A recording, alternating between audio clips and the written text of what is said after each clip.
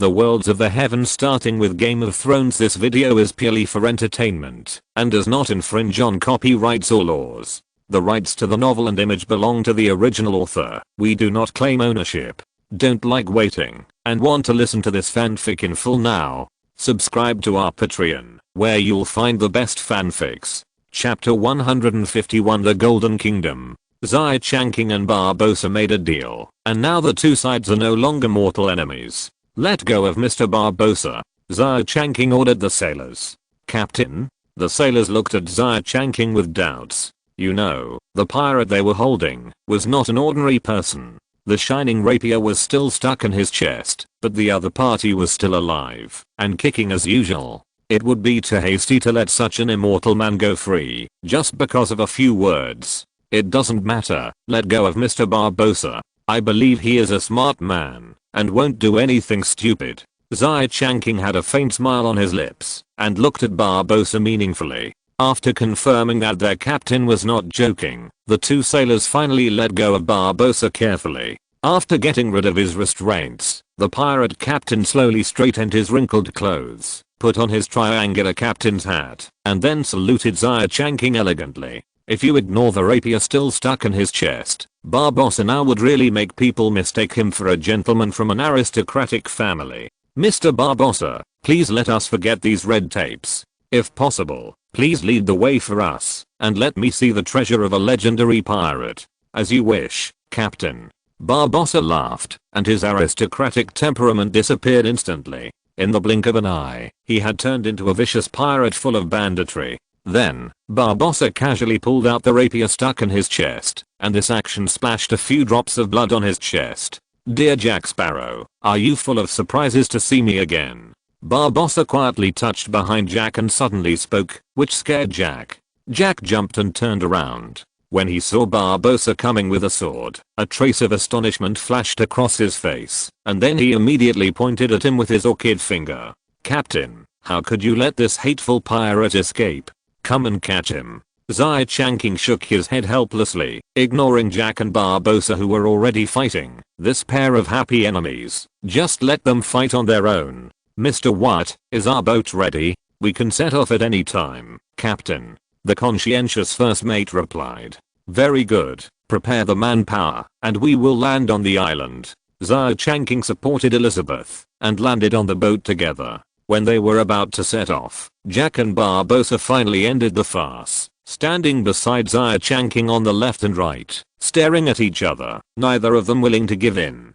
As the sailor waved the oars in his hand, the boat slowly headed towards the Island of Death. The Island of Death is a large island, but the island is full of protruding stone mountains, which is not suitable for landing on it. Because of an accidental opportunity, Black Pearl discovered the secret hidden inside the mountain of this island. From then on, this Death Island became the place where the Black Pearl stored the looted treasures. When Jack was the captain of the Black Pearl, they got a box of Aztec gold coins. What happened next was that Barbossa launched a rebellion and exiled Jack to a small island to fend for himself. According to rumors, the legendary Captain Jack Sparrow was saved by a big turtle and allowed him to return to the human world. However, in fact, the small island where Jack was exiled looked inconspicuous, but it was a place where a group of merchants buried wine. Jack relied on the rum hidden by the merchants to persist until the arrival of the merchant ship. On the other hand, the crew of the Black Pearl, cursed by the Aztec gold coins, became immortal, but they were also tortured forever. Money is no different from dung for them. So there are more and more treasures on the Death Island, and the crew of the Black Pearl are looking forward to the day when they can solve the curse on them and live a normal life again. Now it seems that their chance is right in front of them. The boat slowly sailed through the narrow waterway. Now Xia Changqing and others were passing through the narrow gap between the mountains and heading to the interior of the mountain of Death Island. Captain, look here. Suddenly, a sailor screamed in disbelief. Xia Changqing and others followed the direction pointed by the sailor and looked under the water. They saw that at the bottom of this waterway, there were scattered gold coins and various items that seemed to be made of gold and emitted a golden glow. Now they have not yet gone deep into the interior of Death Island, but only on the periphery. They can already see the phenomenon of gold coins being thrown around. It can be seen how amazing the wealth that Barbossa and others have accumulated over the years is. In Barbossa's reserved smile, the sailors' exclamations rang out one after another, and everyone slowly went deeper into the interior of Death Island. As everyone got closer and closer to the core, they saw more and more gold objects. This situation finally reached the top after everyone passed through the well-connected passages and came to the interior of Death Island. The sailors who followed Xia Changqing couldn't even scream at this moment. They held their breath involuntarily. Everywhere they looked, there was a golden glow. Especially in the middle, there was a hill formed by gold piled up. In the middle of the hill of gold, there was a wide box. Xia Changqing stepped forward and came to the side of the box. He saw that the box was full of Aztec gold coins. Captain, over the years, the Aztec curse has been tormenting us all the time. We have tried our best to find all the gold coins scattered around the world. Now, we only need this one in your hand. With this gold coin, we can really get rid of the curse. At some point, Barbossa stood beside Xia Changqing and said expectantly. At this time, Xia Changqing's attention was completely on the Aztec gold coin. Unlike Barbossa and others, he had already embarked on the path of transcendence. With his magical powers, he could see the materialized curse lingering on the Aztec gold coin. Unlike the single gold coin owned by Elizabeth, the curse on the gold coins gathered in this box seemed to have become real, and a black ominous aura was hovering over them. As if noticing Xia Changqing's prying, the power of the curse seemed to have come to life. In the black mist, a terrifying skull roared silently at him. The terrible power of the curse. Chapter 152, Lifting the Curse. The last Aztec gold coin was between Xia Changqing's fingers, but Barbossa knew that simply putting the gold coin back into the box would not do anything. As the saying goes, blood debts must be paid with blood. To truly lift the curse, the blood of the person who stole the gold coin must be used. Only by staining the gold coin with blood can the curse on it be broken. The owner of this last Aztec gold coin was none other than Bill Turner. But as early as when Barbossa caused a rebellion and seized the Black Pearl, because Bill Turner supported Jack, Barbossa directly tied Bill to a cannon and sank it to the bottom of the sea. It can be seen that it is not wrong to say that Barbossa is a vicious pirate. It was precisely because of Barbossa's action that he suffered 6 years of undead suffering. Sir, the curse will not be invalid if you just put the gold coin back. We still need the blood of the Turner family. Since this gold coin appears on Miss Elizabeth. Miss Elizabeth, where did you get this gold coin? Barbossa's tone was rarely humble. There was no way. Only after suffering from the undead could one understand how happy it was to be a normal person. This gold coin is not mine, but Will Turner's. I wonder if the person you are talking about is him? After listening to Barbossa's doubts, Elizabeth didn't think much and directly told him about Will. But it doesn't matter. Will is living well in Royalport now, and Will and Elizabeth have not had much interaction over the years, and there has been no spark of love between the two. Mr. Barbossa, don't worry. Since I said I would help you remove the curse, I'm naturally prepared. Xia Changqing interrupted and turned to give Barbossa, who was standing beside him, a reassuring look. What? Give me the things we prepared. Yes, Captain. What? Who was standing at the back of the crowd, immediately pushed aside the sailors who were watching the excitement after hearing Xia Changqing's call, walked in front of Xia Changqing, and took out a small glass bottle from his arms. As Wyatt's hands moved, a bright red liquid rolled and flowed in the small glass bottle. Barbossa's eyes were fixed on the small glass bottle. When Wyatt handed it to Xia Changqing, Barbossa finally showed a look of expectation and surprise. Captain, is this Turner's blood? Xia Changqing nodded to Barbossa. Yes, this is the blood of Bill Turner's son. I will do what I promised. I also hope that you can do what you promised me. Xia Changqing's meaningful words made Barbossa's face tense.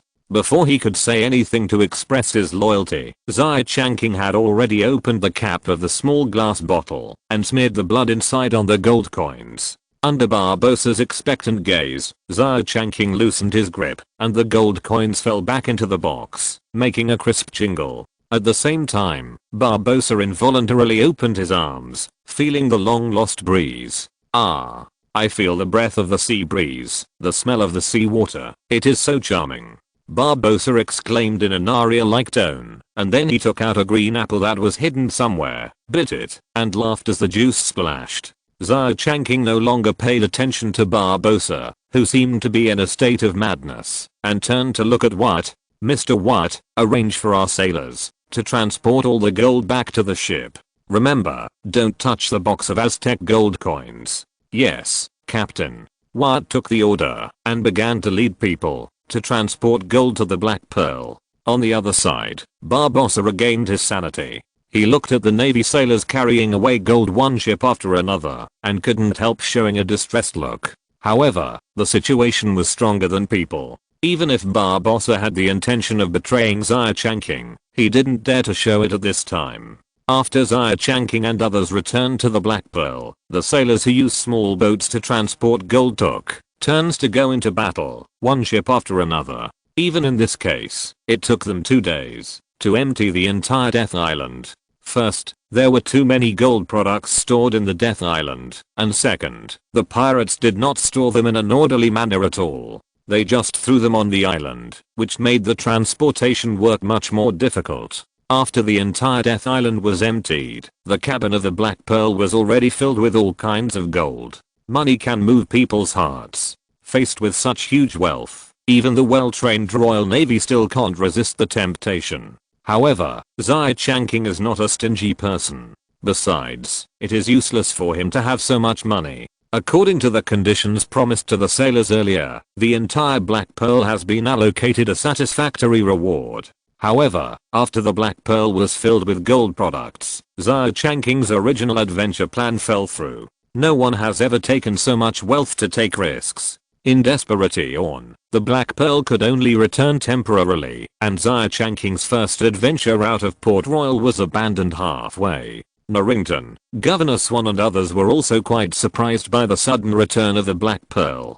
But when they saw the full ship of gold transported back by the Black Pearl, they were all dumbfounded. Even if the two people were powerful figures in Port Royal, facing such huge wealth was enough to shock their minds. The return of the Black Pearl to Port Royal was carried out quietly. There was no way. As the saying goes, money can move people's hearts. Royal Port had just received such a large fortune. If it was spread out, Xia Changqing could not guarantee that the pirates would not rush over like sharks smelling blood. Although Xia Changqing would not be afraid of some pirates, he did not want to cause too much trouble if it was not necessary. After getting such a large fortune, the next thing was natural. Recruiting soldiers was definitely indispensable. In the name of recruiting soldiers for the Navy, Royal Port recruited a large number of soldiers. In fact, after these people joined the army, they were immediately aware of who was paying them in Royal Port. Therefore, the military force of the entire Royal Port belonged to the Royal Navy in name, but in fact it was Xia Changqing's personal private soldiers. The sailors were also very realistic. They didn't care who they worked for, as long as they were paid. Chapter 153, Great Increase in Strength. As an important transit port in the Caribbean, Port Royal was formerly a Spanish colony. After the decline of Spain, the maritime hegemon, Port Royal was occupied by the British. In front of the increasingly powerful British Empire and the East India Company with colonies all over the world, a small Port Royal looks very inconspicuous. But now with Xia Changqing, this small Port Royal has the ambition to swallow an elephant. Most of the treasures of the Island of Death transported back by the Black Pearl are gold products, and gold, a precious metal, is the most widely circulated currency in the world, and no one dislikes it. A large number of gold products have been recast into gold coins. Although they are not the standard currencies of various countries, as long as they are gold, they have purchasing power. Recruiting soldiers is just a way to expand strength. Xia Changqing also recruited a large number of shipbuilding craftsmen and began to build his own battleships. While Xia Changqing was vigorously developing Port Royal, this port city was further developed, and more talents who wanted to find opportunities poured into Port Royal. To win a battle at sea, not only does it require a strong hull and brave sailors, but it also requires powerful firepower. Therefore, the purchase of artillery has become a top priority. Xia Changqing has not thought about building an artillery factory and producing artillery himself, but it takes too long, and he doesn't want to waste too much time on this. Fortunately, he now has the ability to spend money, and he spent a lot of gold coins to buy a huge amount of 24-pound artillery in Port Royal. Xia Changqing not only replaced new artillery for the battleships he owned, but also strengthened the fortifications of Port Royal. Because Xia Changqing is not sure whether Port Royal will be attacked at the national level in the future. This drastic change in Port Royal has also caused concerns among senior officials such as Narrington and Governor Swan. Xia Changqing's performance is clearly a gesture of wanting independence. Although their days were also in dire straits before, at least on the surface everyone can still maintain decency, and Port Royal still belongs to Britain.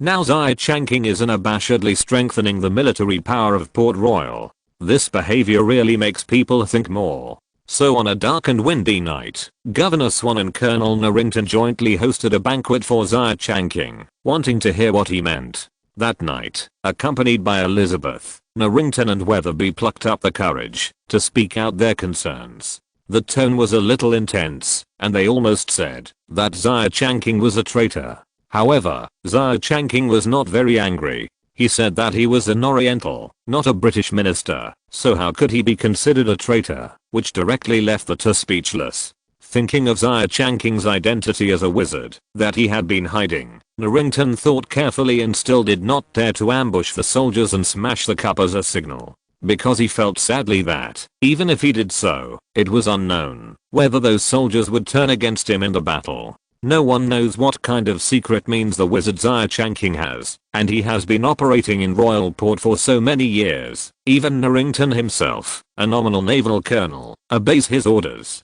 Narrington didn't dare to think too much about who those ordinary soldiers were loyal to. At the end of the banquet, with no other options, Narrington and Governor Swan shamelessly pulled Elizabeth to beg Xia Changqing to tell them what his purpose was. At this point, Xia Changqing could only sigh helplessly and give a reason that Narrington and the others could never believe. Xia Changqing looked at Elizabeth and said that the purpose of doing this was to enable Elizabeth to realize her dream and become the pirate queen of the Caribbean. Narrington and Governor Swan would never believe this absurd reason.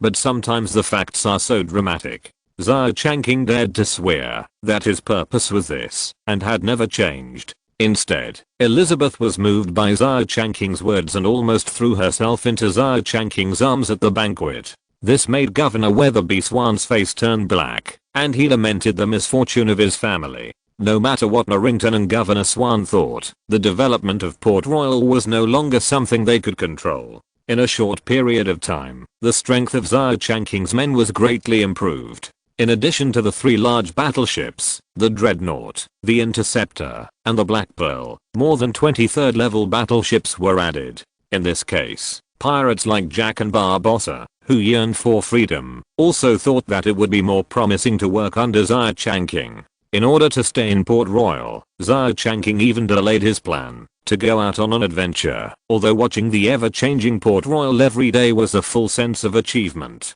After his strength was strengthened, Xia Changqing began to plan to eliminate the pirate forces in the Caribbean. That's right, there will be no pirates in the Caribbean in the future, but only his family of pirates will be allowed. Others have only 2 choices, one is to join him, and the other is to be buried under the sea. Jack and Barbossa are the most enthusiastic about this kind of thing. The 2 drove the Interceptor and the Dreadnought respectively, and led other small battleships under their command to form a pirate fleet, crisscrossing the Caribbean Sea. For a while, the pirates who were used to fighting alone encountered big trouble. Generally speaking, it is very rare to encounter pirates who eat each other on the sea. Because they are all pirates, the eldest brother does not say the second brother, 1 or 2 are poor ghosts, there is no need to plunder, and unless the 2 sides have a huge disparity in combat power, otherwise fighting together will only result in both sides being injured. Therefore, this kind of behavior that harms others and does not benefit oneself rarely occurs. Of course, there are no battles between pirates, and there are many. After all, pirates are a group of lawless criminals with only interests in their rise. They may become enemies in various ways, and it is not uncommon for the 2 sides to fight to the death. When the purge just started, it went very smoothly, and the scattered pirates suffered a heavy blow. In the vast ocean, the attack on a ship can't make any big waves at all. After these pirates learned that they would live better and get more money by joining the Royal Port Fleet, no pirate could resist this temptation. The Caribbean Sea was calm and nothing major happened during this period. Chapter 154 Pirates United. Strength cannot be slowly enhanced by sitting at home, but in battle after battle, defeating the enemy, winning, and obtaining spoils, so as to strengthen one's own strength. Although Xia Changqing's act of sweeping the Caribbean pirates made his strength rapidly enhanced in a short period of time, the consequences brought about by it also gradually emerged. The unscrupulous behavior of Jack, Barbossa and others also caused resistance and rebellion from some pirates. Not every action can solve all the pirates involved. The surviving pirates are naturally not broad-minded. They were suddenly attacked by Jack, Barbossa and others, and the resentment in their hearts was hard to express. This world is big and small. The rumor that Port Royal wants to eliminate all pirates in the Caribbean Sea spread throughout the Caribbean Sea so quickly, in an unstoppable manner. In the pirates' paradise, their gathering point, Port Tortuga, the pirates have lost their former laughter and joy, and a dark cloud is now firmly covering their heads. Even the most heartless person can't still smile happily in this situation. Damn the British, they don't plan to give us a way out. Yes, I saw a lot of familiar pirates on those ships. Those damn traitors have become the running dogs of the British. But I heard that the Royal Port doesn't seem to be run by the British. It is said that the real owner of the Royal Port is a young man with an oriental face. How much wine have you drunk? The Royal Port is the territory of the British. This is an indisputable fact. You actually said that her owner is an oriental? Is that man the illegitimate son of God? He actually has such great power. Damn it, I also heard about it. What's your attitude? Seeing that the two pirates were talking and were about to fight, this was already a common thing in Tortuga Port. With the stimulation of the people next to them, the two pirates immediately rushed together. In the face of the pressure from the Royal Port, the nerves of every pirate collapsed into a string. In this tavern, it was originally a fight between two people, but the war quickly spread to the entire tavern. For a while, the sounds of fighting and cursing were endless, mixed with the sounds of swords clashing and gunfire roaring. The pirates were originally very hot-tempered, and they could explode at the slightest touch of a fuse. This was also their daily life, and now because of the Royal Port, they were under even more pressure. And what happened in this tavern was not the only one. Fights were happening all over Tortuga Port. According to this situation, Xia Changqing didn't need to send troops, and the pirates in Tortuga Port were already in civil strife. However, there was no shortage of heroes among the pirates. At least, those who could become pirate kings were not simple people. Pirates were free pirates, and no one could enslave them. The pirate song was sung again, and all the pirates had to unite to resist the brutal Royal Port and the British. The slogan was shouted, and with someone taking the lead, the pirates had to unite to fight against the British Royal Navy. Royal Port. Wyatt hurried to Xia Changqing's mansion, holding the intelligence he had just obtained in his hand. This situation seemed to be very unfavorable to them. Without the help of the attendant, Wyatt met Xia Changqing in the living room. He had such power. Sir, you should see this. Wyatt handed over the letter in his hand as soon as possible. Xia Changqing took the letter in Wyatt's hand in silence. After he opened it, he read the contents of the entire letter at a glance. Sir, all the pirates in the Caribbean have united together. This is a force that can shake our Royal Port. We should prepare early. Wyatt's face was full of worries that could not be hidden. He was very worried in his heart. If the pirate forces of the entire Caribbean were gathered together, it would be such a huge force. Wyatt seemed to be afraid to imagine it. If this matter was placed on countries such as Britain and Spain, it didn't seem to be a big deal, but their Royal Port was just a colony and had no power to stop the joint attack of pirates. But what Wyatt didn't expect was that Xia Changqing actually chuckled and closed the letter in his hand, with no expression of worry on his face. Wyatt, don't worry. Have you ever thought about it? This doesn't seem to be a bad thing. Originally, we wanted to defeat them one by one, which would take a lot of time. Now, they have gathered together on their own initiative, which is just right for us to catch them all in one fell swoop. Sir, it's already this time. You'd better stop joking. Wyatt, who is almost 40 years old, can't stand such a shock. I'm not kidding. What? Go call Jack and the others. Our chance to unify the entire Caribbean has come. Xia Changqing suddenly stood up, with a blank expression on his face, but full of momentum, which made Wyatt's mind be taken by him for a while, unable to control himself. In layman's terms, Wyatt's morale was stimulated and raised to several levels. Not long after, Jack, Barbossa, Narrington and others came to Xia Changqing's mansion. After Wyatt passed the information he got to several people one by one, everyone's faces were different, and various macro expressions emerged. Xia Changqing's eyes were like torches, and he could see everything about everyone's expressions. What made him feel relieved was that although some people showed worried expressions, no one showed fear clearly. Morale can be used.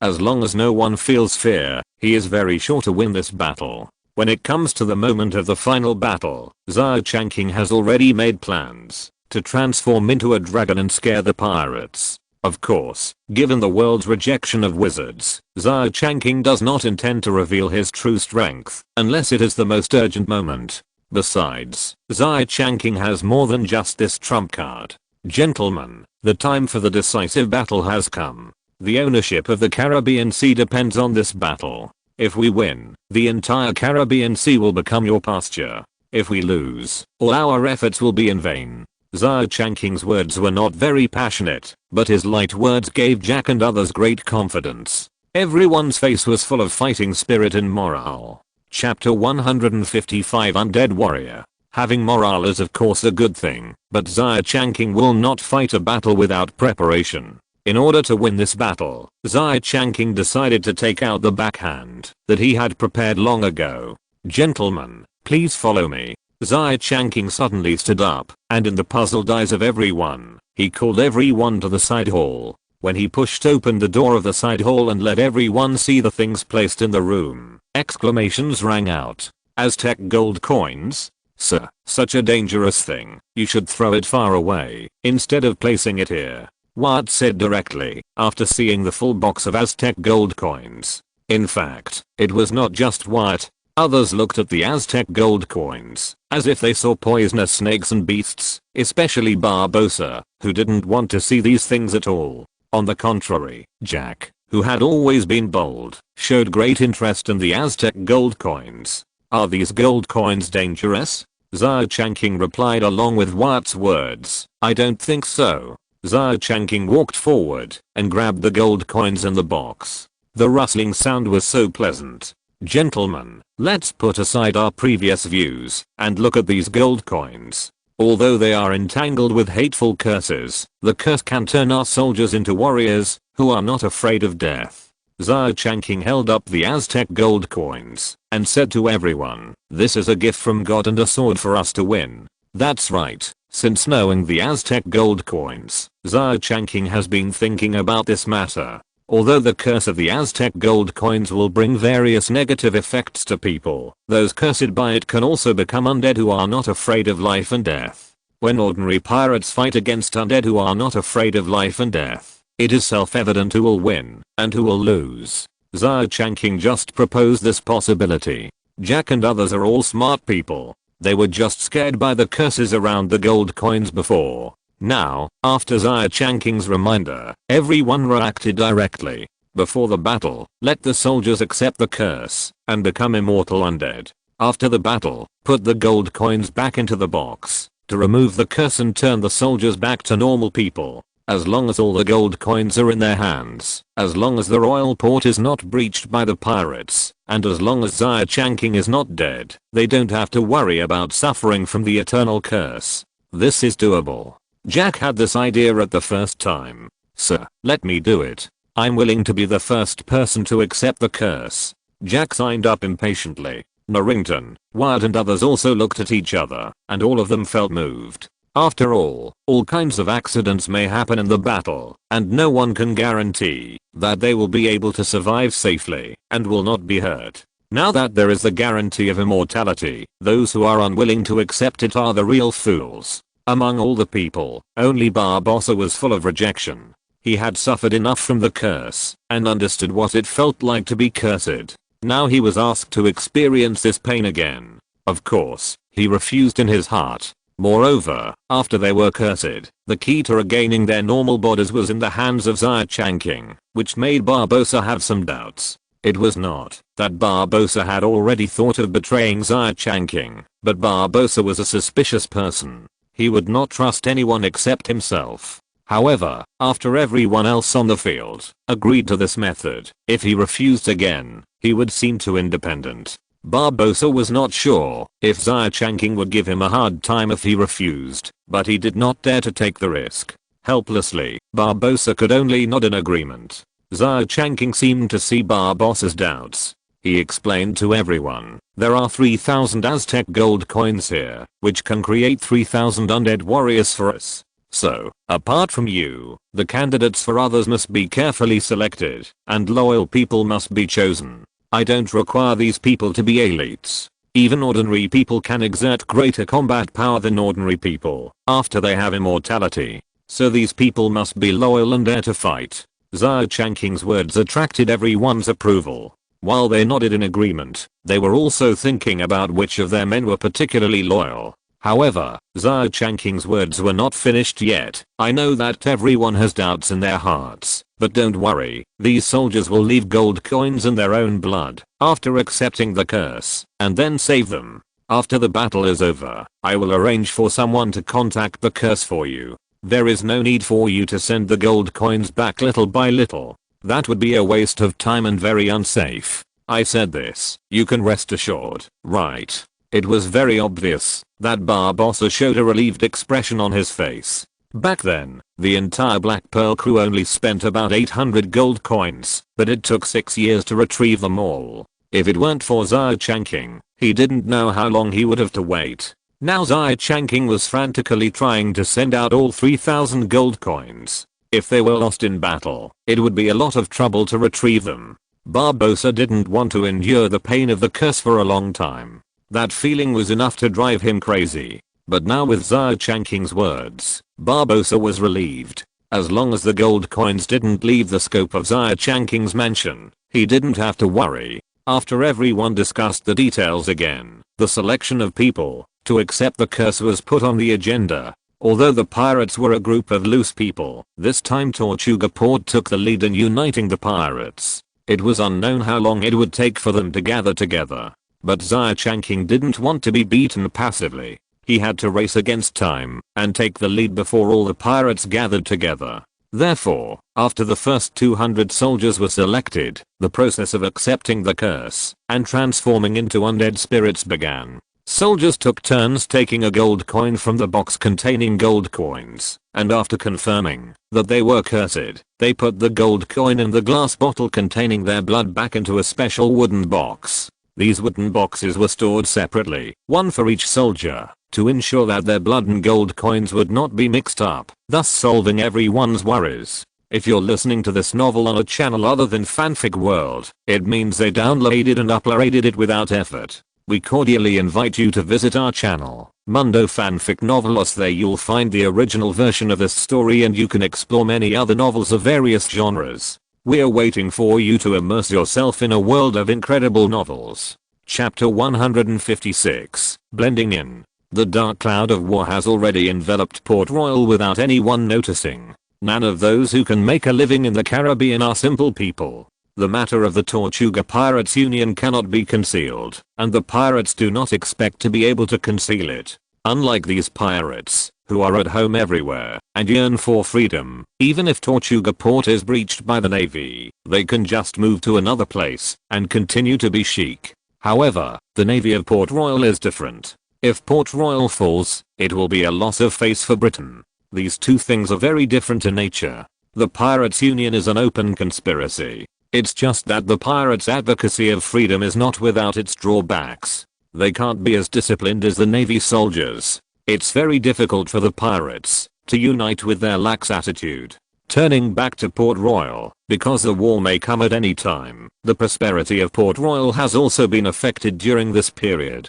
Xia Changqing didn't pay much attention to these things. He knew very well that, as long as Port Royal could continue to win, it would not be difficult for it to restore its former prosperity, or even go further. As long as they can win this war, The action of accepting the curse and transforming into an undead warrior was carried out in secret, and it was completed in just 1 week. No one noticed that the warships, led by the Black Pearl, disappeared silently on the sea surface of the royal port. In this era, it is very difficult to convey some information. The royal port did not do anything to cover up the matter of sending a fleet, because Xia Changqing was confident that their fleet could arrive at Tortuga Port one step ahead.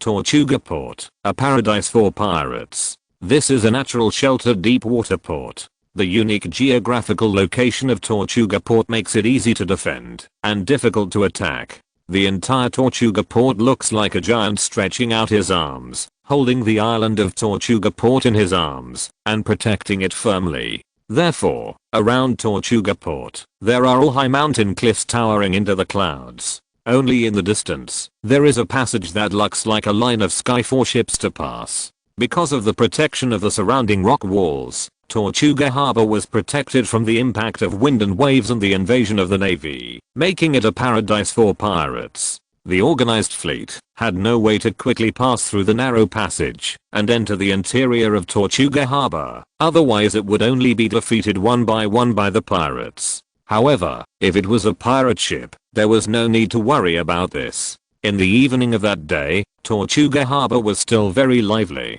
On the distant sea, a black pirate ship suddenly rode the wind and waves and approached here quickly. Although the hull of a pirate ship is usually black, the pirate ship that just arrived at Tortuga Harbor is really too dark.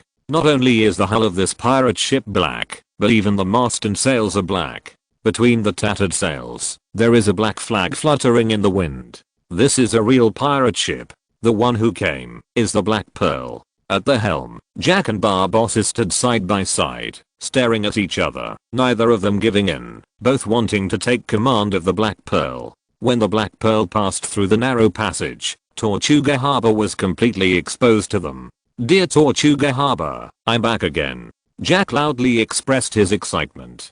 Of course, the purpose of his return to his hometown this time was not to have fun, but to conquer this free paradise for pirates. So Jack's sigh was just a mutter, and he stared at the current situation of Tortuga Harbor. On the sea surface of the inner sea of Tortuga Harbor, you can see nearly 40 to 50 pirate ships of all sizes. According to the average number of pirates on each pirate ship of 200, there must be nearly 10,000 pirates here. It is undoubtedly a difficult task for the assault force with 3,000 undead warriors as the vanguard to deal with so many pirates at once. That's right, Xia Changqing used the method of breaking the hull into pieces to send all 3,000 undead warriors to Tortuga Harbor. This process was unusually smooth. As long as the black flag symbolizing a pirate ship was hoisted on the ship from Port Royal passed the inspection smoothly. It is possible that the pirates in Port Tortuga did not think that the Royal Navy, which always claimed to be noble, would sneak in by pretending to be pirates. It is also possible that it is very difficult to carefully examine every pirate ship that comes to Port Tortuga. After all, these pirates who yearn for freedom responded to the call and came to Port Tortuga from afar, but they had to endure the inspection of local pirates on board. No one needs this, let alone the hot-tempered pirates. Regardless of the reason, Xia Changqing was surprised that these undead warriors from Port Royal sneaked in so smoothly. After arriving at Port Tortuga, in order to prevent the formally trained navy from revealing flaws in front of these pirates, Xia Changqing had already issued an order that everyone should stay on the ship as much as possible, and only some people who were more familiar with pirates were allowed to board Port Tortuga. Fortunately, regarding this alliance, the initiator did not require all pirate captains to report to them, which was unrealistic. Without any danger, the soldiers from Royal Port waited until the night fell. After the night fell, Tortuga Port was still brightly lit, and the noise of pirates rushed to the sky, perfectly interpreting what a city that never sleeps. However, Xia Changqing and others were very patient. Before entering Tortuga Port, they had learned most of the information from Jack. Tortuga Port could not revel all night. After entering the second half of the night, all the pirates would fall into fatigue after the revelry. At that time, it was really quiet at night. Moreover, the undead warriors from Royal Port had long been undead beings who did not need to eat, drink, or sleep. Although this was very painful for them, it could also keep everyone's attention. The carnival scene on the island formed a sharp contrast with the dark and silent scene on the coast. Time passed bit by bit. After the unbridled revelry, all that was left was a mess and deep fatigue. Pirates are a special species. They live a life of uncertainty and will indulge themselves completely when given the chance. This time, they were just as indulgent as in the past. This unguarded behavior became the fuse of their destruction. Chapter 157 Night Attack. Halfway through the night, it was 3 or 4 in the morning. This was the time when a person was most sleepy, and the reaction time to the noise from the outside world was also much slower. So Xia Changqing chose to launch the attack at this time, when the pirates' resistance was the weakest. In particular, the sky seemed to be cooperating with Xia Changqing's actions. There was no moon or star tonight, and the sky was dark, with large patches of dark clouds covering the entire port of Tortuga. There was no sound on the calm sea, as if everything was harmonious and peaceful. At this moment, a roar of cannons suddenly sounded, and a pirate ship staying on the sea fired the first shot. At the same time as the cannons sounded, the ships from the royal port, scattered among the pirate ships, received the signal, and the cannons, that had been prepared long ago, roared in unison. Boom boom boom in the earth-shaking cannon roar. The cannons emitted violent flames, and the heavy shells crossed the sky and whistled and hit the target pirate ship they had long chosen. The huge force hit the surrounding pirate ships, and suddenly wood chips flew, the decks broke, and the masts collapsed. Some unlucky pirates sleeping in the cabins were hit by the shells, and their screams of pain rang out one after another. In the silent night, the sound of cannons suddenly came, directly waking up the entire Tortuga harbor. What happened?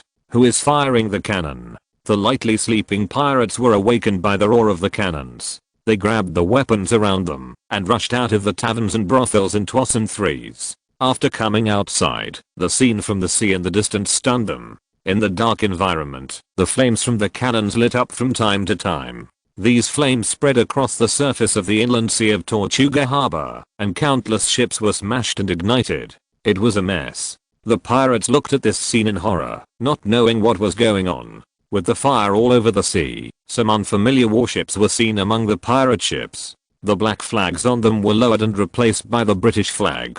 Raising the British flag was not just to make Britain take the blame, but more importantly, in such a large-scale battle, if all the black flags were hung, it would be difficult to distinguish who was the friendly army and who was the enemy. In order not to harm one's own friendly forces, it was also necessary to hang the British flag. The sound of cannons continued to sound, and heavy shells continued to fall on the surrounding pirate ships, causing a very heavy blow to all the pirate ships. As the only means of transportation on the sea, after destroying the pirate ships in Tortuga harbor, no matter how powerful these pirates were, they became toothless tigers. At this time, the pirates on the shore finally reacted. It's the British. The damn navy is coming. Get back to the ship quickly, we have to fight back. A pirate shouted loudly. The shouts were responded to by most pirates, who rowed small boats in groups and headed towards their own pirate ships. Only when they return to the ship will they have a chance to fight back. On the shore, they can't stop the navy from destroying their ships. Damn the British Navy. Although they cursed the navy over and over again in their hearts, the pirates' hearts slowly sank. The timing of the navy's raid was so good that no pirate ship could react, and they had already suffered a fatal blow. There were only a few pirate ships that could fight back, but there were some. Tortuga harbor was so big that not all pirates stayed on the island, and the number of pirate ships staying on the sea was too many, and the navy's attack surface was not so wide. After half an hour of bombardment, the pirates launched a counterattack. One after another, the sound of gunfire rang out, and the ships from the royal port were attacked. However, the poor pirates were far from being the opponents of the wealthy royal port navy in terms of the intensity of artillery fire. Xia Changqing installed all 24-pound cannons on his warships, while the pirates, who could reach 12-pound cannons, were already the best among the pirates. It didn't take more than a few rounds of shooting for the pirates whose ships were still intact to start retreating. They were free pirates, and the vast sea was enough for them to roam freely. There was no need to fight the navy here.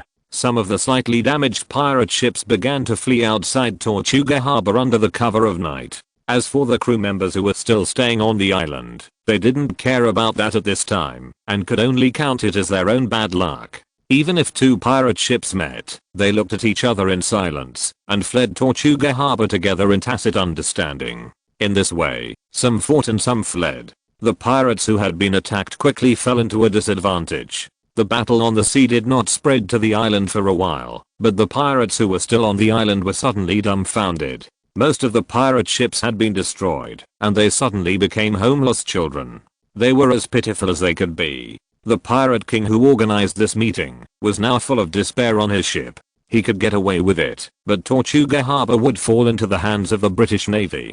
From then on, the entire Caribbean Sea would no longer be a paradise for pirates. But the current situation was no longer something that could be saved by his pirate ship. The first mate was constantly persuading him to retreat, and the decline of the pirates was already very obvious. Damn pirates. If those damn pirates had obeyed orders and strictly guarded the entrance to Tortuga Harbor, they would not have fallen into the current situation. However, what the Pirate King did not expect was that if the pirates could obey orders honestly, they would not be pirates. At the end of the battle, all the pirate ships that could still sail chose to retreat and leave at the same time. This is the nature of pirates. Xia Changqing ignored the fleeing pirate ship.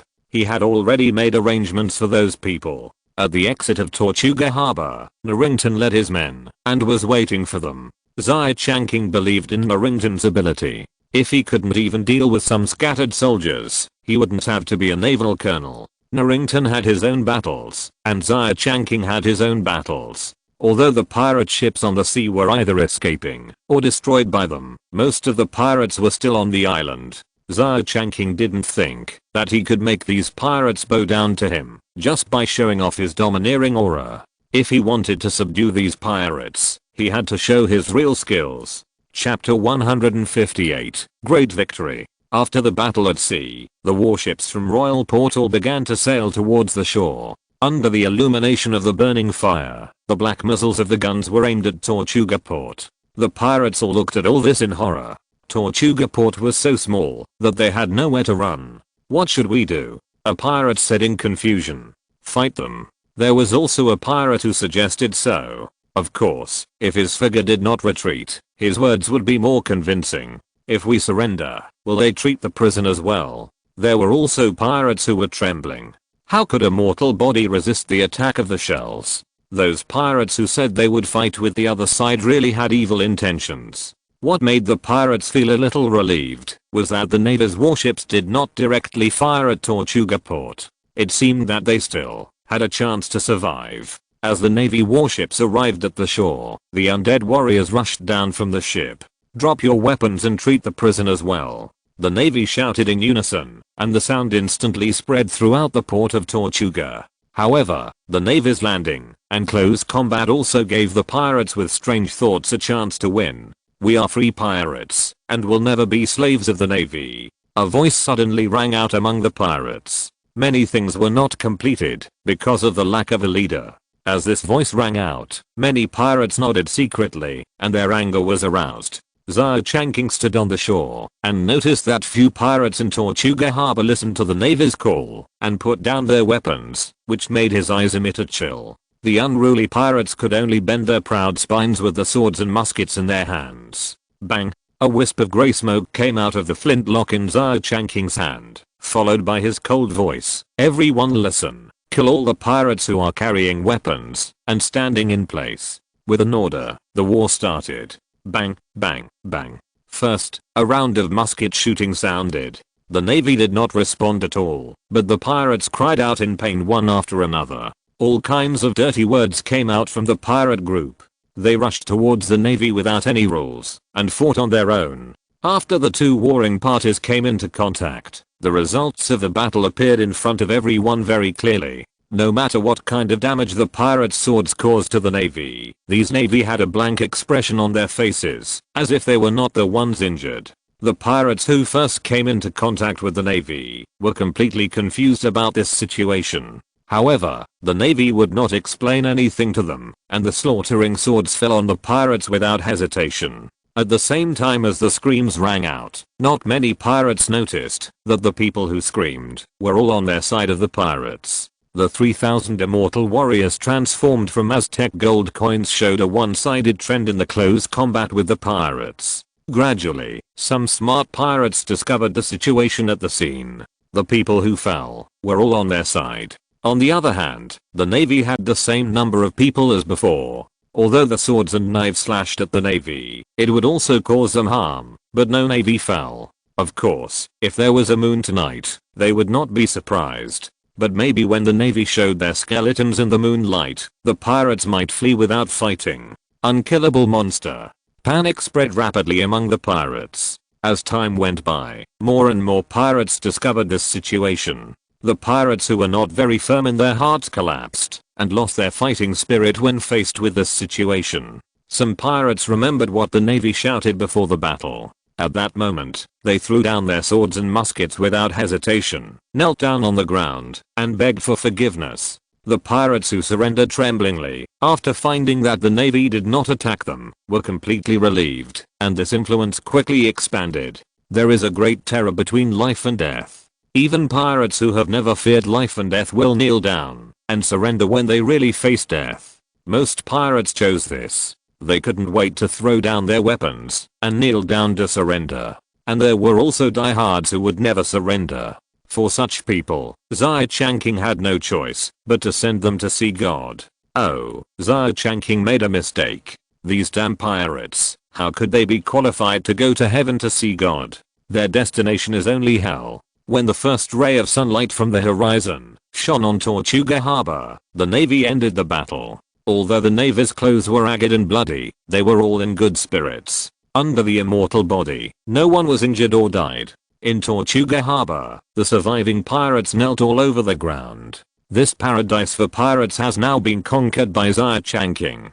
Barbossa, you take people to gather these surrendered pirates and bring them all back to Port Royal. Port Royal is now in a critical period of development and we are short of a lot of manpower. Xia Changqing stood by the sea and watched the battle until the end. He was very satisfied with the result. Jack and Barbossa did not disappoint him, and the 3,000 undead warriors did not disappoint him. Jack, the wealth of Port Tortuga now belongs to us. Your job is to transport all the wealth back to Port Royal. Everyone has their own tasks. After Xia Changqing made the arrangements, he returned to the Black Pearl.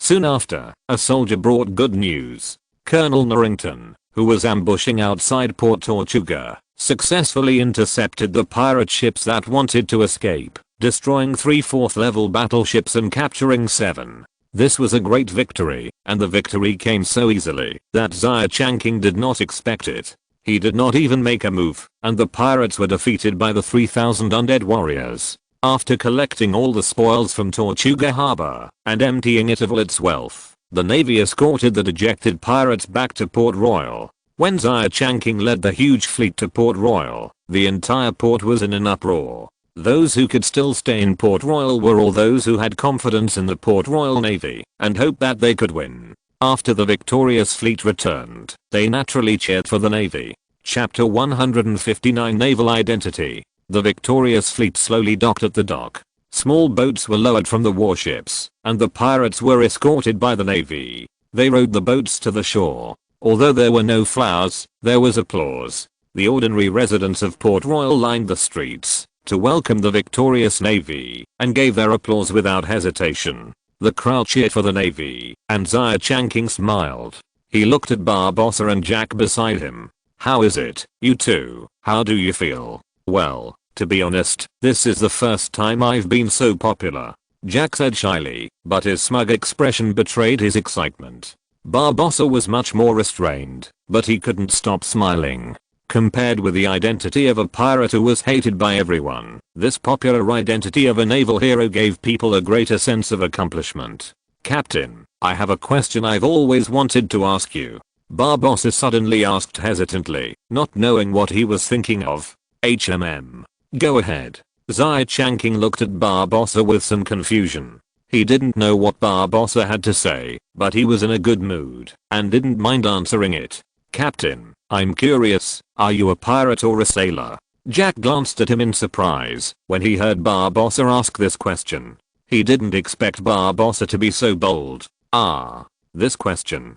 Xia Changqing didn't seem angry. He looked at Barbossa and Jack with interest. Pirates or navy? Blindly forcing identity is meaningless, just like we have conquered Tortuga Harbor and gained the right to speak in the entire Caribbean Sea. So if I say I'm a navy, I'm a navy, and if I say I'm a pirate, I'm a pirate.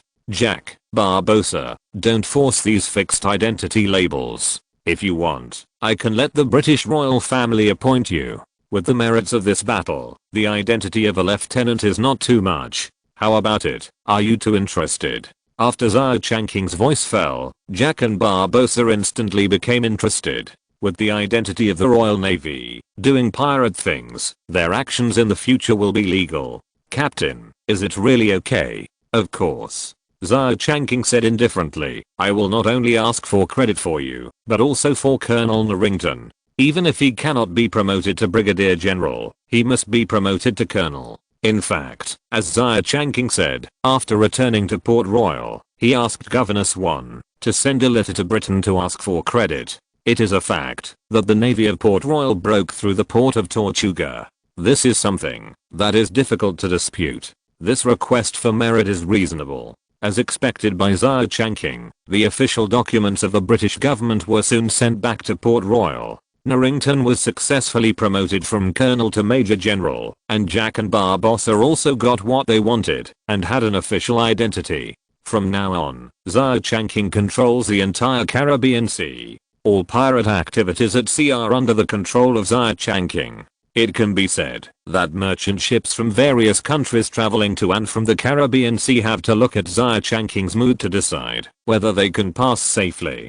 After controlling the Caribbean Sea, Xia Changqing decided to proceed with the next plan. In the luxurious mansion, Xia Changqing looked at the two generals Heng and Ha sitting beside him. Jack, Barbossa, if I want to reconvene the pirate assembly and elect a pirate emperor, what should I do? Shock. Sir, controlling the Caribbean Sea is not enough for you? Now you actually want to become the pirate emperor? The one who was shocked was of course Mr. Jack Sparrow, who stared at Xia Changqing in disbelief.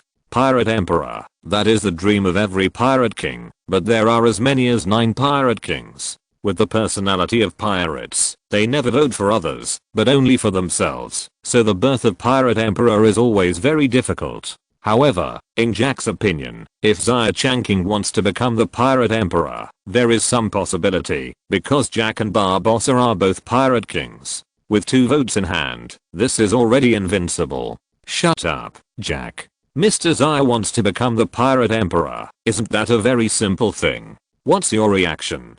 Barbossa glared at Jack, and while belittling Jack, he praised Xia Changqing subtly. But it's not an easy thing to convene the pirate conference again. The pirate kings are scattered all over the world. If they don't encounter something that endangers the entire pirate world, they will not agree to convene the pirate conference. After listening to Barbossa's pessimistic words, Xia Changqing nodded thoughtfully, and he began to recall the reason for the pirate conference and the original plot. It seems that it was because Lord Beckett of the East India Company controlled the maritime overlord Davy Jones and used Jones's pet, the sea monster giant octopus, to hunt pirates everywhere, looking like he wanted to kill all the pirates. This made the pirate kings unite and reconvene the pirate conference. In this case, can I also imitate Beckett's behavior? As long as I give the pirates enough pressure, they will naturally unite spontaneously. Beckett achieved this goal by controlling Davy Jones, and as long as he found the dead box that Davy Jones used to hold his heart, he could also control the other party.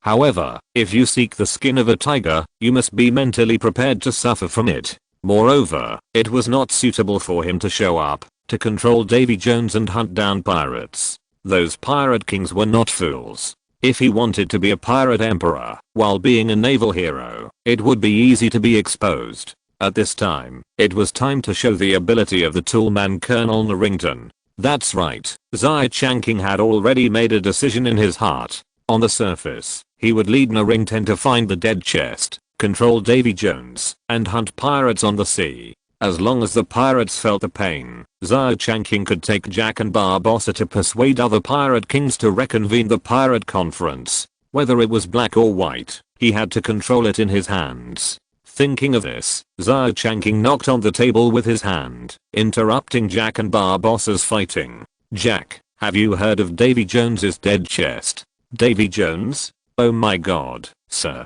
don't mention that monster to me. I don't even want to hear his name." Jack showed a very resistant expression on his face. Chapter 160, Fear at Sea. The name Davy Jones represents fear on the sea. Even Barbossa, who is always unruly, showed a trace of fear after hearing this name. Jack was already in a state of panic.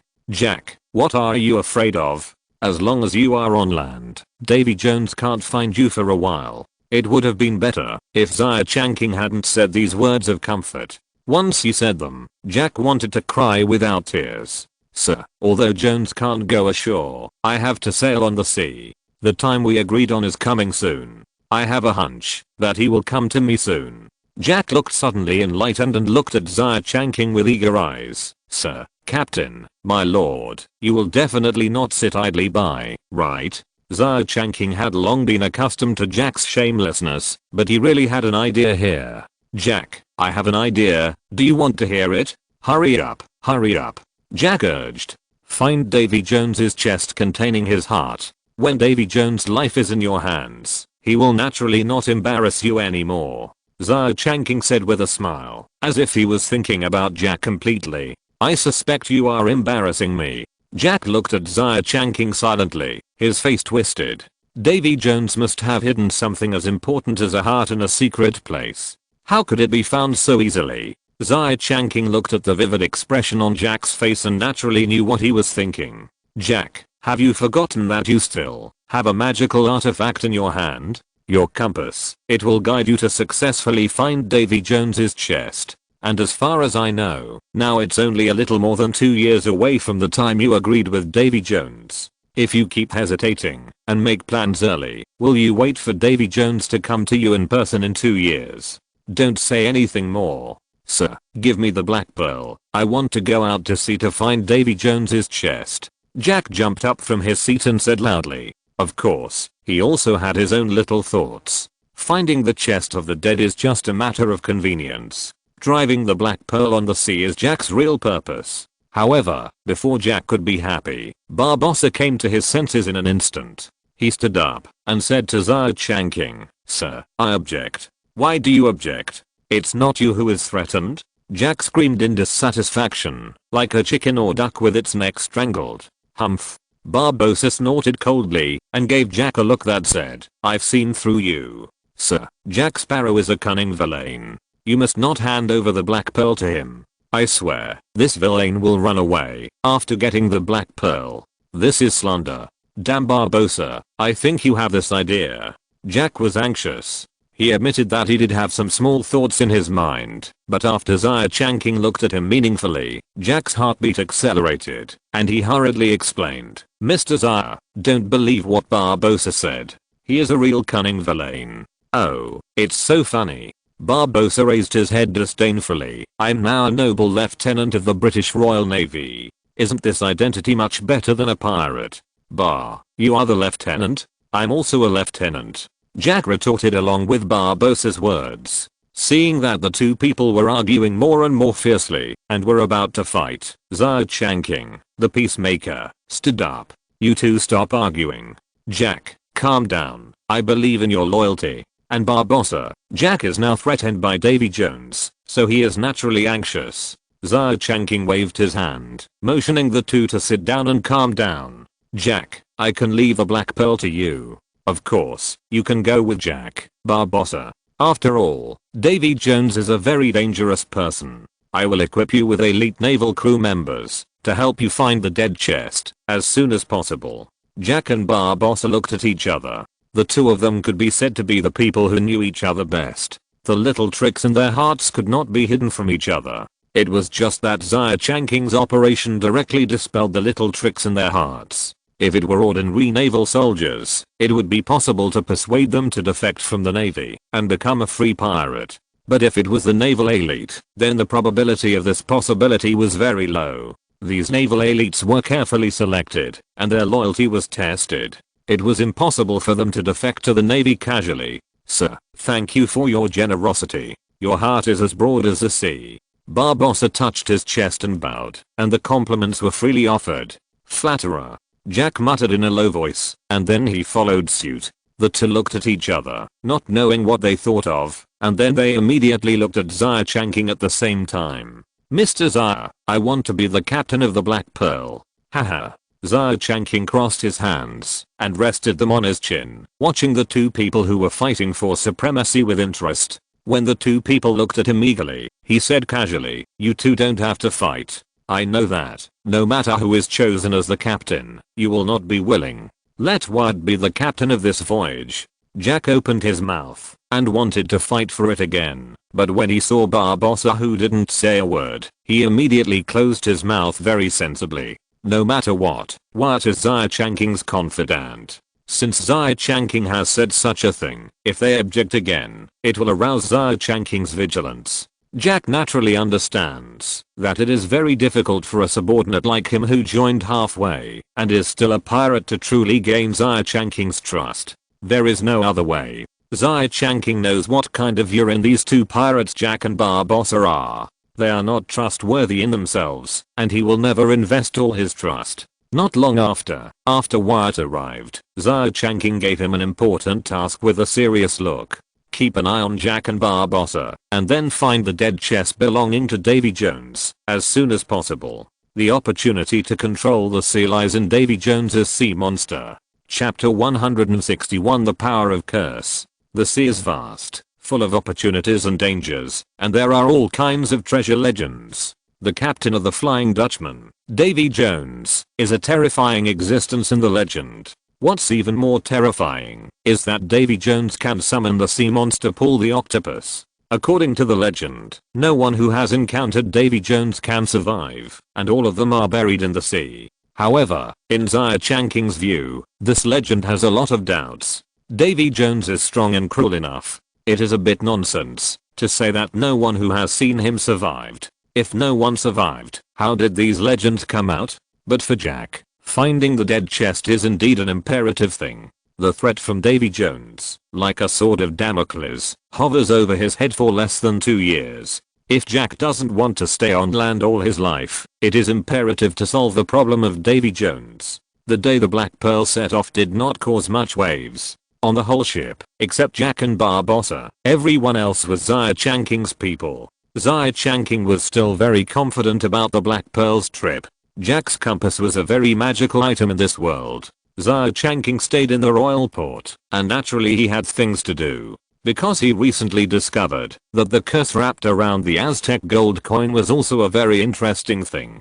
Xia Changqing wanted to analyze the secret and transform the power of the curse into the power he used. If you want to truly understand the power of the Aztec curse, the best way is to experience it yourself. And Xia Changqing did just that. He took an Aztec gold coin, and at that moment, he felt the changes in his body. A mysterious force, different from his magic power, was catalyzing the invisible changes in his body. Xia Changqing wanted magic to stop the completion of the curse, but to his disappointment, magic and curse power were two completely different power systems. The two sides did not affect each other, and of course there would be no effect. A symbol called the curse state appeared on the system panel that Xia Changqing called up, allowing Xia Changqing to feel his current state more intuitively. Xia Changqing's time in seclusion passed quickly. Elizabeth came to see Xia Changqing several times, but failed to see him. It was a month later when Elizabeth saw Xia Changqing again. "Xia, are you okay? Why do you look so bad?" When Elizabeth saw Xia Changqing's current appearance, her face changed drastically, and she was full of anxiety. Indeed, Xia Changqing looked extremely miserable now. He had lost a lot of weight, his face was pale, bloodless, and his eyes were dull. With Xia Changqing's transformed body, he could be tortured into this state by the power of the curse, which shows how powerful the curse is. After a month of seclusion, Xia Changqing, with the help of the system, successfully transformed the power of the curse on the Aztec gold coin into his own power, and it became another skill with a name on the system panel. After mastering the power of the curse, Xia Changqing immediately experimented on himself. Unlike the curse on the Aztec gold coin, the power of the curse that Xia Changqing mastered was far less powerful. His curse power can absorb a person's life energy invisibly, causing a person's body to rapidly become thin and weak. Although it is not strong enough to be fatal, a serious illness is inevitable. Xia Changqing's current appearance is the result of resisting the power of the curse. Only by knowing yourself and the enemy can you win every battle. He needs to first understand the strength of the curse power in person, so that it can be convenient for him to use it against the enemy in the future. But now it seems that this curse power is useless in battle, and it is more appropriate to use it to harm others. Xia Changqing looked at Elizabeth, who was anxious, and pulled an ugly smile at the corner of his mouth, and said comfortingly, "Don't worry, Elizabeth, I'm fine. I'll be able to recover after 2 days of rest." Xia Changqing, who was dragging a sick body, looked particularly delicate, which almost made Elizabeth shed tears, but tears were already flashing in her eyes. Having known Xia Changqing for such a long time, this was the first time Elizabeth saw him so weak. "You said you were fine, but now you can't even stand steadily, and you still say you were fine," Elizabeth said with tears in her eyes. "It's been so long. Have you been studying some dangerous witchcraft? With your current status, you don't need to use those witchcrafts at all. Why do you still do such dangerous things?" Knowing that Elizabeth was concerned about him, Xia Changqing kept listening to her with a smile on his face. Xia Changqing didn't hide the fact that he knew witchcraft from Elizabeth. Elizabeth was different from ordinary ladies, and she didn't look at Xia Changqing strangely for knowing witchcraft. "I'm really fine," Xia Changqing said with a wry smile, and quickly changed the subject. "By the way, did Wyatt and the others send back any news? You don't care about anything when you are in seclusion. Mr. Wyatt returned to Port Royal 3 days ago, but they didn't disturb you, because you have been in seclusion all the time," Elizabeth complained, "and the most important thing for your current physical condition is to rest first." It's okay, I know my body well.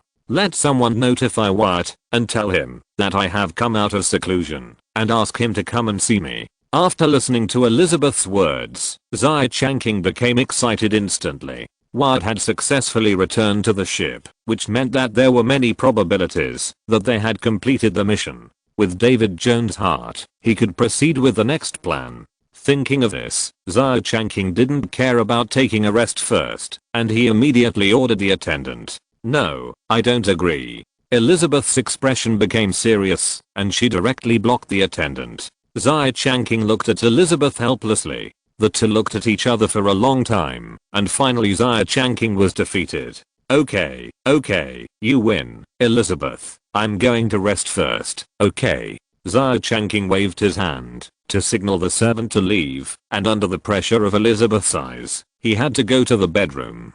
To be honest, after being tortured by the curse for so long, Xia Changqing really wanted to have a good sleep. Now Elizabeth's wish has been fulfilled. As for the matter of the dead chest, we will talk about it later. Chapter 162, Beating Heart. With Xia Changqing's current physical condition, he can go without sleep for a long time without any problem. The nourishment of magic to the body and mind is far beyond the reach of sleep. However, the process of experimenting with the power of curse made Xia Changqing extremely exhausted. As soon as he touched the pillow, he fell into a deep sleep.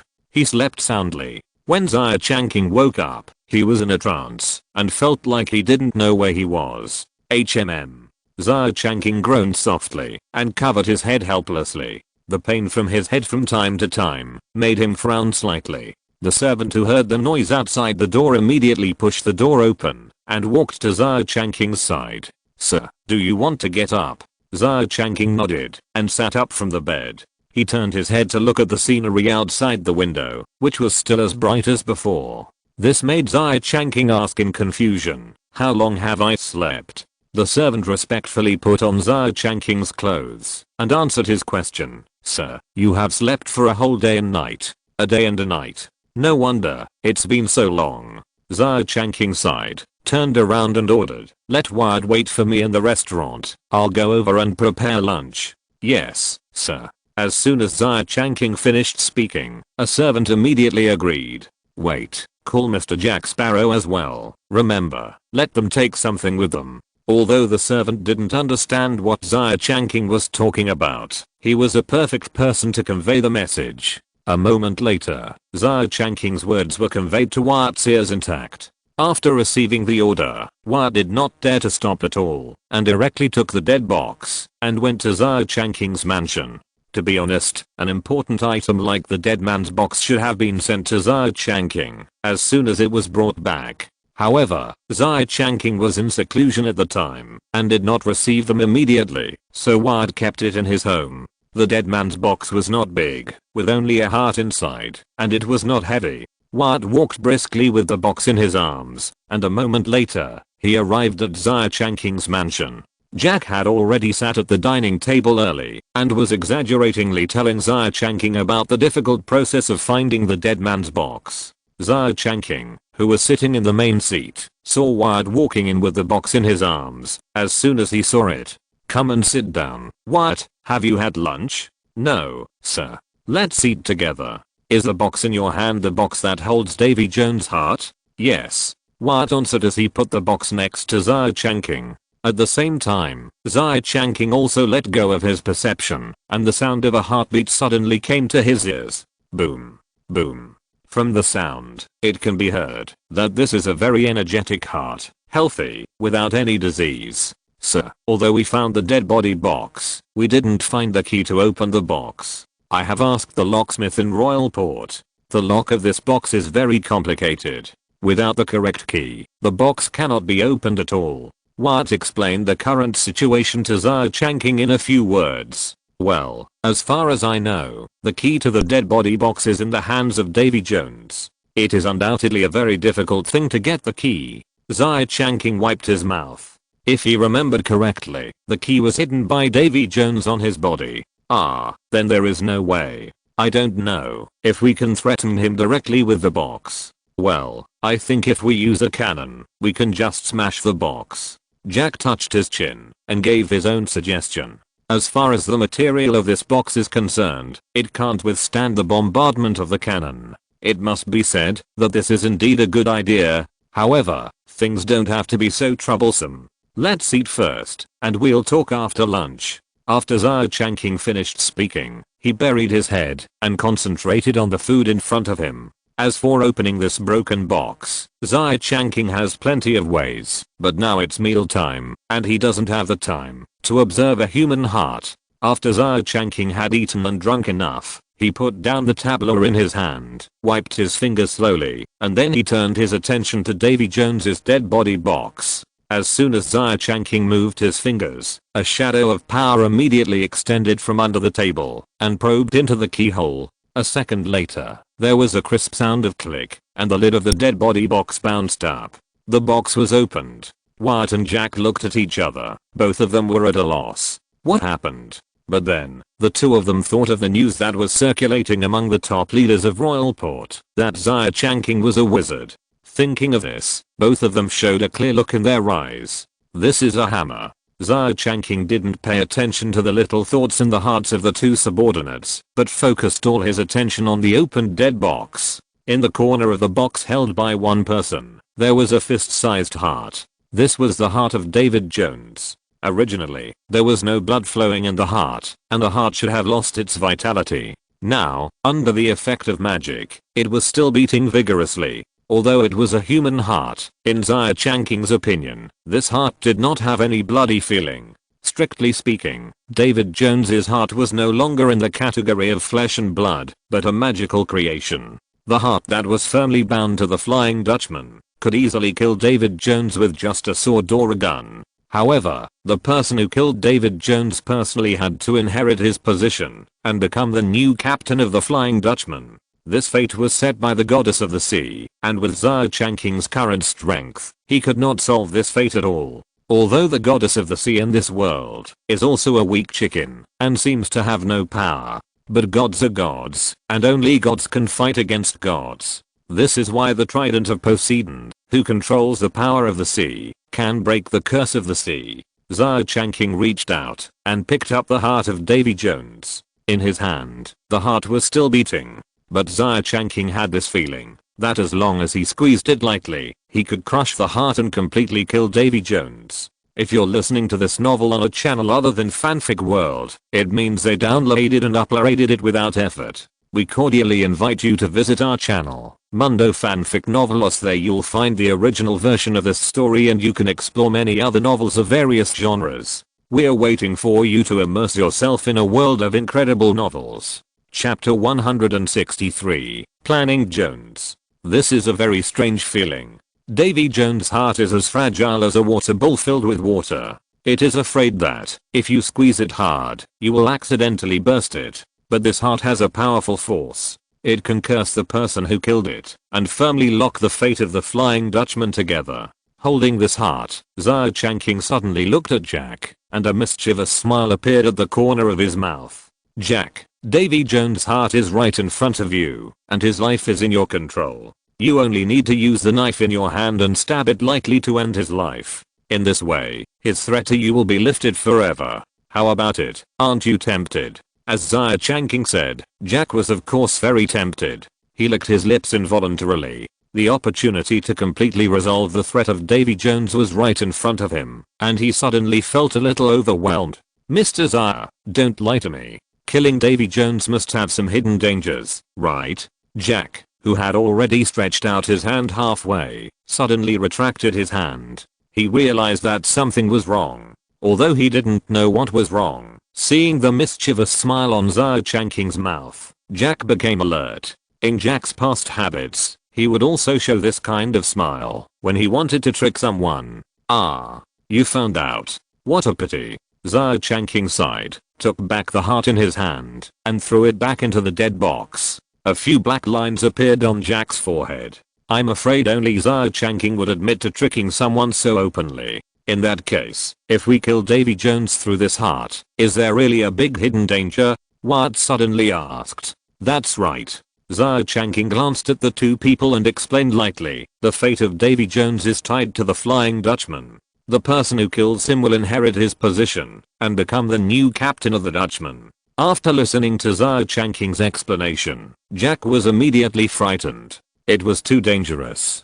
Damn Xia Changqing, he actually cheated me like this. Jack cursed in his heart. He almost got fooled. If he really became the captain of the Flying Dutchman and became a ghost, he would be worse off than dead. The crew of the Flying Dutchman will always be trapped in the sea, and only every 10 years can they get a chance to go ashore. Rum, beauty, gold coins, these beautiful things will leave him. Sir, what should we do? Should we choose a person who is not afraid of life and death to kill Davy Jones? Wyatt's suggestion made Jack's eyes light up. This is a good suggestion. Jack doesn't care who will become the new captain of the Flying Dutchman, as long as he is not allowed to be a crew member. No, now is not the time to kill Davy Jones. Once he is killed, the new captain will not be able to control the Norwegian sea monster. The Norwegian sea monster, a legendary monster, is called the Kraken in Norse mythology. Its appearance is a big octopus, and Paul the octopus was originally Davy Jones's pet when he was still a human. After Davy Jones fell in love with the goddess of the sea and became an octopus-headed monster, Paul the octopus also became a monster under the effect of magic, the legendary Norwegian sea monster. Those who are swallowed by Paul the octopus will fall into the demon realm. The demon realm is where the goddess of the sea, Carib, ferry the dead souls at sea. After Davy Jones took over this task, Paul the octopus had this ability. A large part of the reason why David Jones is so powerful and famous on the sea comes from the Norwegian sea monster, Paul the octopus. Only David Jones can control the Norwegian sea monster, so killing David easily is not a good choice. Relying solely on the Flying Dutchman, there is no way to pose too much threat to the pirates. Just when Xia Changqing and the other two were talking, in the vast sea, in an unknown sea area, in the dark seabed, the sunlight cannot penetrate the layers of curtains and reach the depths of the seabed, where various marine creatures swim in the seabed. In the dark, a huge black shadow looks like a terrifying sea monster. If you look closely, you can find that this black shadow looks like a ship. This submarine ship is the Flying Dutchman. Suddenly, as if it felt something, the Flying Dutchman started shaking on the seabed, scaring away a large number of fish swimming on the seabed.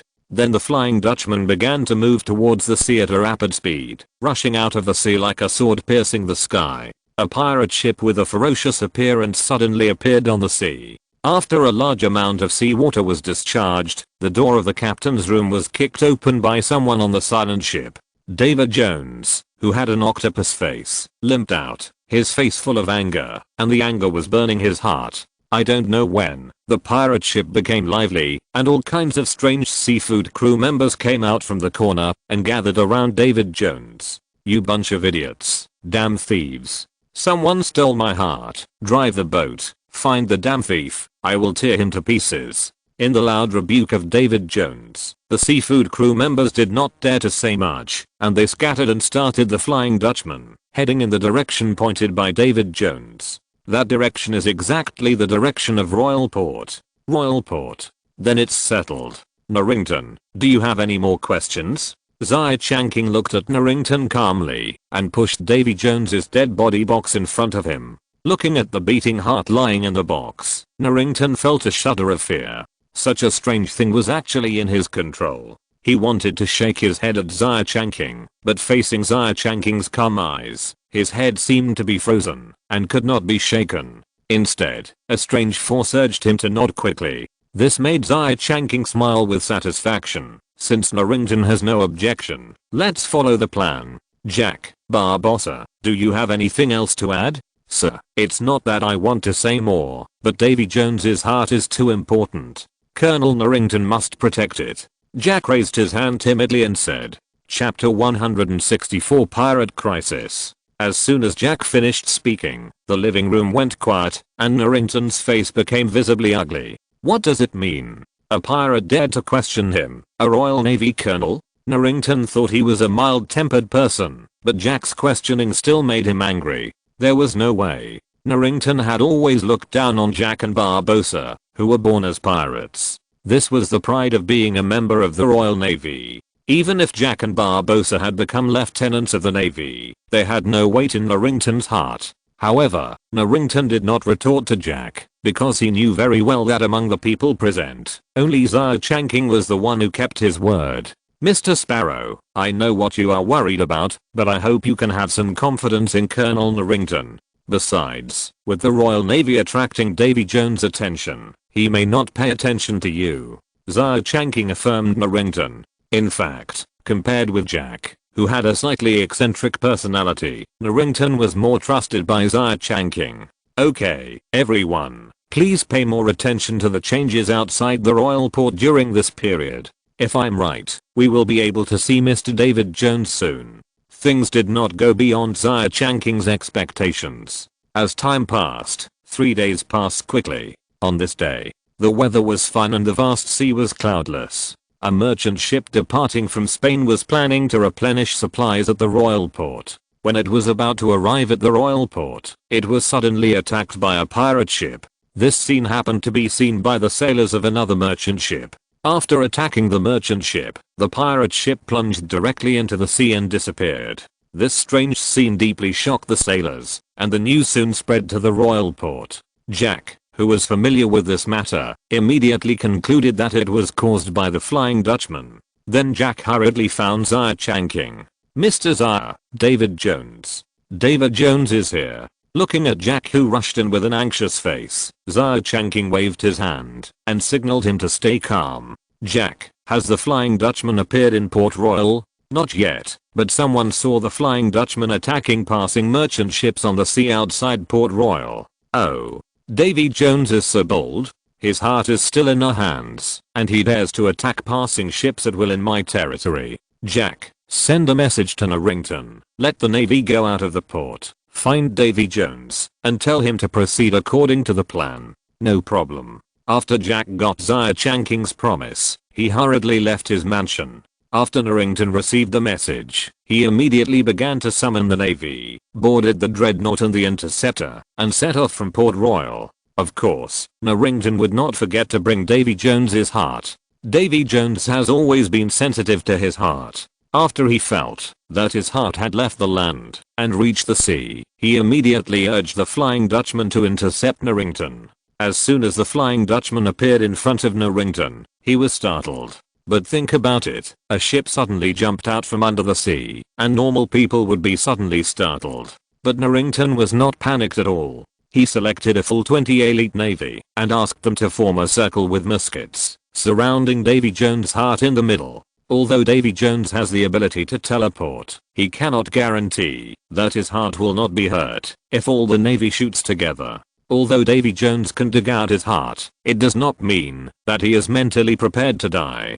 Davy Jones, who discovered this situation, wisely remained silent and did not dare to use force directly. Next, Narrington carried out according to the plan, threatening him with Davy Jones' heart and letting the Flying Dutchman assist the navy in clearing out pirates. Although Davy Jones is also a pirate, he has no psychological burden if he attacks other pirates. It's just that being threatened is not a good feeling, but the situation is stronger than people, and Davy Jones has no choice but to agree to Narrington's conditions. He was responsible for calling out the Norwegian sea monster to clear out other pirates on the sea. When Narrington replied to Xia Changqing with this news, Xia Changqing smiled as he expected.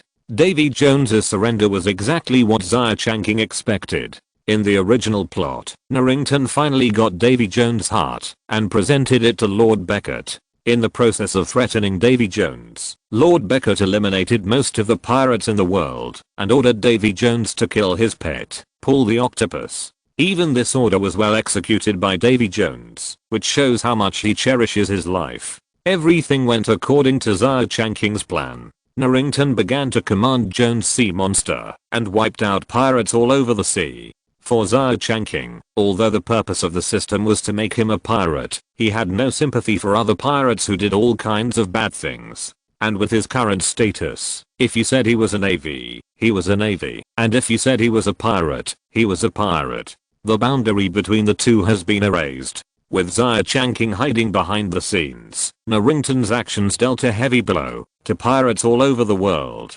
Narrington also took this opportunity to become a general officer from a school officer. His inauguration ceremony was held at the royal port, but unlike the original plot, Narrington completed the entire inauguration ceremony smoothly, and his confession to Elizabeth did not happen. After being promoted to brigadier general, Narrington put more energy into clearing out pirates. For a while, the pirates were in danger, which also made the reputation of the British Empire spread all over the world. 1 month, 2 months, half a year. Time passed quickly, and the pirates disappeared quickly. On the sea, the song of freedom belonging to the pirates began to be sung again, indicating that the situation in which the pirates needed to reunite became more serious. The free pirates are already at a critical moment of life and death. Only when the pirates of the world reunite, hold a pirate conference again, and elect a pirate emperor, can they lead the pirates to find a chance to survive in the cracks. Jack and Barbossa began to act. Chapter 165 Departure to Shipwreck Bay. The pirates have reached the most critical moment. This is not alarmist, but a fact. Even if Jack and Barbossa still have some small ideas and want to do some small actions after leaving Xia Changqing will also use an upright conspiracy. If the pirate congress is not reconvened, he will let Narrington really eliminate all the pirates one by one. Now Narrington's actions are still limited to scattered pirates, and he has not taken action against any of the 9 pirate kings. Of course, in Xia Changqing's plan, if the pirate kings have not taken action yet, the next step is to take action against them. This is an upright conspiracy. Even if Jack and Barbossa do not persuade other pirate kings to unite, someone will do it. This process is not something that 2 people can stop at all, but when they really betray Xia Changqing, they can't predict the subsequent settlement. Therefore, no matter Jack or Barbossa, they dare not have the idea of betraying Xia Changqing, because they can't do this by relying on their own strength. If they join forces with Narrington, there is still such a possibility. The reconvening of the Pirate Congress is progressing steadily. When Jack and Barbossa returned to Port Royal, they brought the good news together. Xia Changqing smiled with relief. Finally we have come to this point. In order to wait for this opportunity, he has lived in this world for more than 7 years. After 7 years, Elizabeth has finally become a big girl, and his mission will be completed soon. Xia Changqing's eyes flashed with a bright light. 7 years is a very long process. For ordinary people, 7 years is already 1/10 of their lives. For Xia Changqing, although he spent most of his time in cultivation and did not feel the passage of time, the 7 years also made him feel a little vicissitudes. Jack, Barbossa, gather the crew, start the Black Pearl. We set off to Shipwreck Bay to participate in the pirate conference. Then send a message to Narrington. Let him send troops to Shipwreck Bay to put pressure on the pirate kings. Under Xia Changqing's order, 2 things were carried out simultaneously. However, just before he set out for Shipwreck Bay, he suddenly received news from Narrington. Lord Beckett of the East India Company also entered. He wanted to share the fruits of victory in eliminating pirates. Beckett led a huge fleet and joined Narrington's team, and he was also trying to get control of Davy Jones from Narrington. Variables appeared, which Xia Changqing did not expect. Originally, he thought that the time had not come, and there was no Beckett. Unexpectedly, when the historical trend deviated so seriously, Beckett actually entered the scene in advance. The only good news is that Narrington is still a brigadier general today, and he is not as destitute as in the original plot, so he can still stand against Beckett and form a balance. Xia Changqing is not too worried about Lord Beckett and the fleet of the East India Company. Among the 3 forces, Beckett thought that he and Narrington were allies and could deal with pirates together. But he didn't know that Xia Changqing could let the pirates and Narrington join forces to deal with him, Beckett. So Xia Changqing sent back his instructions. Everything is the same as before. Return to the Black Pearl. Jack stood in Xia Changqing's captain's room, his eyes full of confusion. After a moment's thought, he finally couldn't help but pointed at the 3rd person in the room and asked in confusion, "Captain, we are going to the pirate conference. Why do we have to take her with us?" Jack's question directly caused Elizabeth's dissatisfaction. "What's wrong with taking me with you? Can't I go to the pirate conference?" The people who come to the pirate conference are all vicious pirates. It's better for a delicate girl like you to stay in royal port. Elizabeth was about to explode in an instant. Xia Changqing, who couldn't bear it, had to comfort her and said, "Elizabeth, I'm here. If I say you can attend the pirate conference, you can attend." "Mr. Jack Sparrow, I need to explain something to you. At this pirate conference, I hope that the elected pirate emperor will be Elizabeth." "What? Captain? Did I hear it wrong? How can this yellow-haired girl become the pirate emperor?" Jack immediately shouted exaggeratedly, as if he had seen an alien. Now, not only Elizabeth was dissatisfied, but Xia Changqing also became dissatisfied. "Jack, do you have any objection?" Hearing the chill in Xia Changqing's words, Jack shuddered for no reason, and he immediately restrained his expression. "Captain, of course I don't have any objection. Miss Elizabeth represents you, and she is certainly qualified to be the pirate emperor. I'm just afraid that other pirate kings will have objections. Pirate kings must also respect the pirate code. Go and invite Mr. Barbossa to the captain's room." After Xia Changqing's order, Barbossa came quickly, and a few minutes later, he was already standing in front of Xia Changqing. "Mr. Barbossa, I need Elizabeth to be the new king of the Caspian Sea," Xia Changqing said straight to the point. Barbossa, who had already learned the whole story from Jack on the way here, did not show any surprise. He respectfully bowed to Xia Changqing and Elizabeth. "As you wish, Captain," Barbossa said. "Beautiful Miss Elizabeth, now you are the pirate king of the Caspian Sea." Then, Barbossa took out an eyeball-sized wooden ball from his dirty pocket. "This is the token of the Caspian Sea Pirate King. Now, I pass it to you, Miss Elizabeth." Elizabeth did not dislike the dirty wooden ball. She took it casually and asked with some doubts, "Isn't the token of the 9 pirate kings in the legend an ancient Spanish silver coin? How could it be this kind of thing?" When mentioning this question, Jack and Barbossa's faces were a little embarrassed. "Miss Elizabeth, you have to understand that pirates are a group of poor people who are desperate for face." Just one sentence, Elizabeth understood the inside story, and immediately, she burst into laughter. After laughing, Elizabeth couldn't help asking, "Jack, what is your pirate king's token? Is it also such a small thing?" After hearing this question, Jack couldn't help but touch a pendant on his head. It was a Siamese coin with Moroccan beads. Chapter 166 Pirate Conference. Oh. Is this broken bead your token? It really suits your temperament. Elizabeth looked at the wooden ball in her hand, and then at the ornament on Jack's head. It was obvious that the pirate kings were all a group of poor paupers. Jack's face was a little dark. Although he was very angry, he had no words to refute. What Elizabeth said was true. The pirates were indeed a group of paupers. And they were paupers who wanted to save face. Otherwise they would not have said these broken wooden coins were ancient Spanish silver coins. The Black Pearl sailed against the wind and waves. After a period of sailing, Xia Changqing and his party arrived at the shipwreck bay smoothly. During this period, Xia Changqing had reached a consensus with Jack that he would vote for Elizabeth at the pirate conference. It was not until now that Jack and Barbossa really determined that Xia Changqing had made such a big noise, and tens of thousands of pirates on the sea had suffered.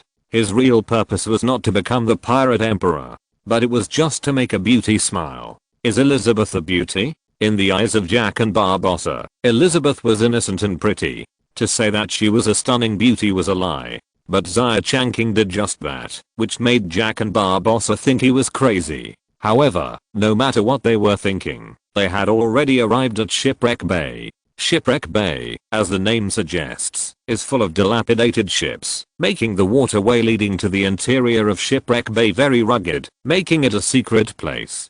Pirates like to hide their secrets, so Shipwreck Bay became the venue for the pirate conference. When Xia Changqing and his party arrived at Shipwreck Bay, a large number of pirates had gathered here. They discussed the atrocities of the Norrington fleet and told the misery of their pirates. In a simple hall, the 9 pirate kings gathered here, sitting around a round table, waiting for the convening of the pirate conference. Seeing such a scene, Elizabeth did not feel nervous at all. On the contrary, she was slightly excited.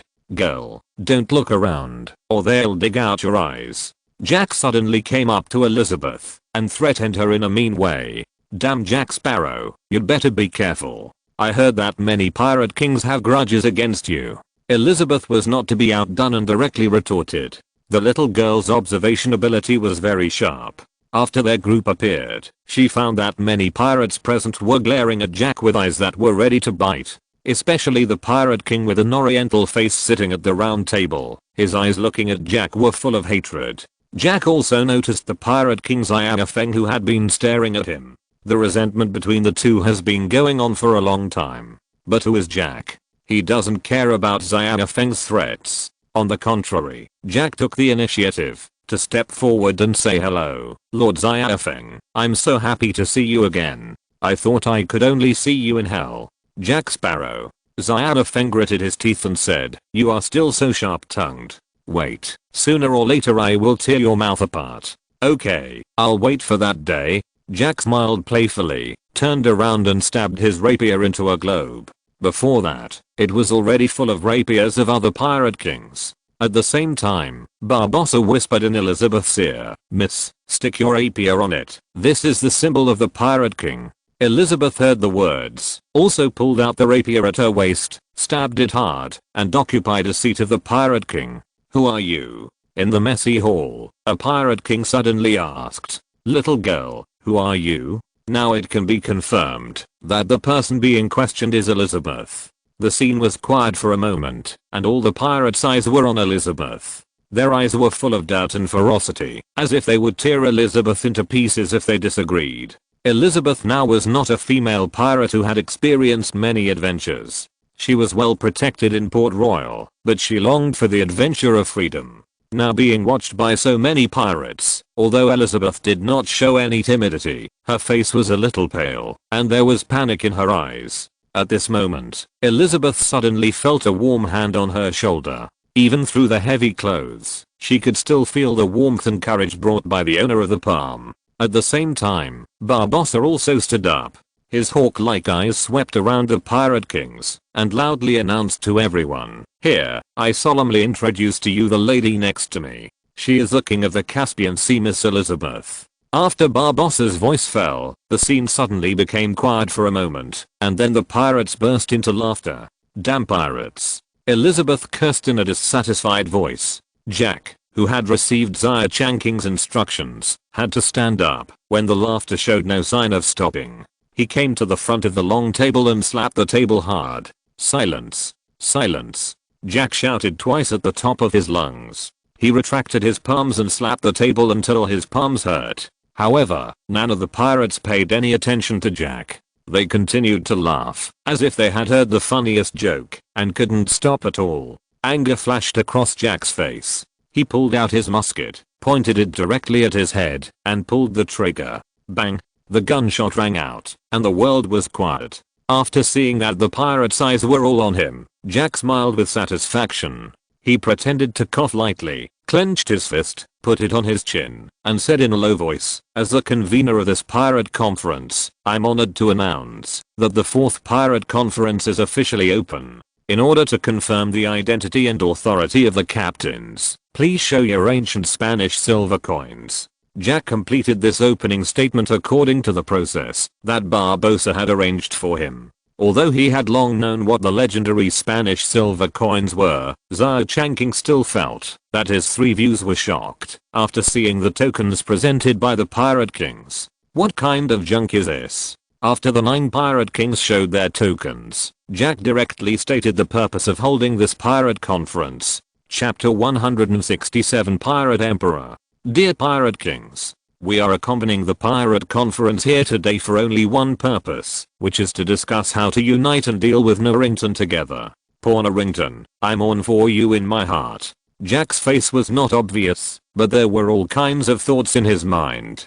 To be honest, after being in contact with Narrington for such a long time in Royalport, he had a good impression of Narrington. Now because of a ridiculous story about a beautiful woman, Narrington will be hated by all the pirates present. But to Jack's surprise, after he finished speaking, the reaction of the pirate kings present was very calm and the response was mediocre.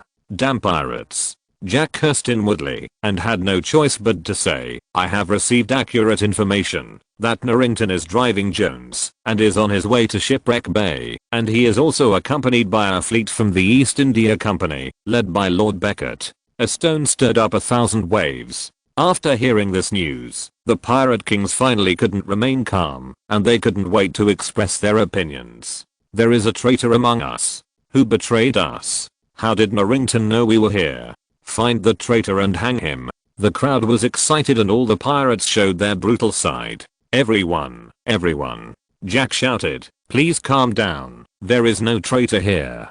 And what we should be concerned about now is not a traitor, but how to deal with Narrington. What's there to be afraid of? Shipwreck Bay is a fortress. And it is a fortress with rich supplies. They can't break in at all. Yeah, that's right. Mrs. King is right.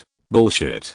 Jack looked at Mrs. King, the irritable old woman, with a guilty conscience. Then he turned his eyes and said directly and forcefully, you cowards. Jack shouted loudly, you are all a bunch of cowards. What we should do is fight, not hide in this dark place like a poor puppy. The sea under our feet has always belonged to free pirates. If we retreat today, from now on, the sea will never belong to us again. When the first pirate conference was held, we sealed the goddess of the sea with our mortal bodies and completely divided the ocean into our rule. And when the fourth pirate conference is held, we can still defeat the damn British and regain the right to rule the ocean. Jack had never felt so great as he was today, and he had never thought that he could actually make such a deafening speech. But why didn't the pirate kings move? Was his speech not exciting? Just when Jack was about to fall into self-doubt and further lead to autism, deafening cheers suddenly rang out. The pirates slammed the table vigorously to vent their excitement. Fight. Fight. Fight. Fight. The pirates shouted the battle slogans in unison, as if everyone had united as one and victory was just around the corner. Jack showed a smug smile on his face, and he pressed his palm down, and the pirates suddenly quieted down and looked at him with wide eyes. This made Jack feel even more proud. Very good, everyone. According to the rules set by the Pirate Code, we need to vote for a Pirate King, and the Pirate King has the right to lead us to declare war on Narrington. After a series of preparations, the final dagger was finally revealed, and voting for the Pirate King was imperative. But the scene suddenly became chaotic again. The pirate kings who were immersed in Jack's impassioned speech just now seemed to have regained their sanity. Everyone thought that they were qualified to become the pirate king. See, this is the pirate. Since the first pirate congress elected a pirate king, the next 2 pirate congresses have not elected a pirate king. This is the reason. Barbossa stood beside Xia Changqing, with a sarcastic smile on his face. The pirate king was not elected in the first 2 sessions, and one will definitely be elected in the 4th session. Xia Changqing chuckled and said indifferently. Looking at this mess, Xia Changqing flashed a trace of disapproval in his heart. These pirates are really a group of rabble. If he didn't have a reason to do so, he would not want to deal with these people. Sure enough, in the following time, every pirate king voted for himself, and they also had sufficient reasons to think that they were the most suitable person.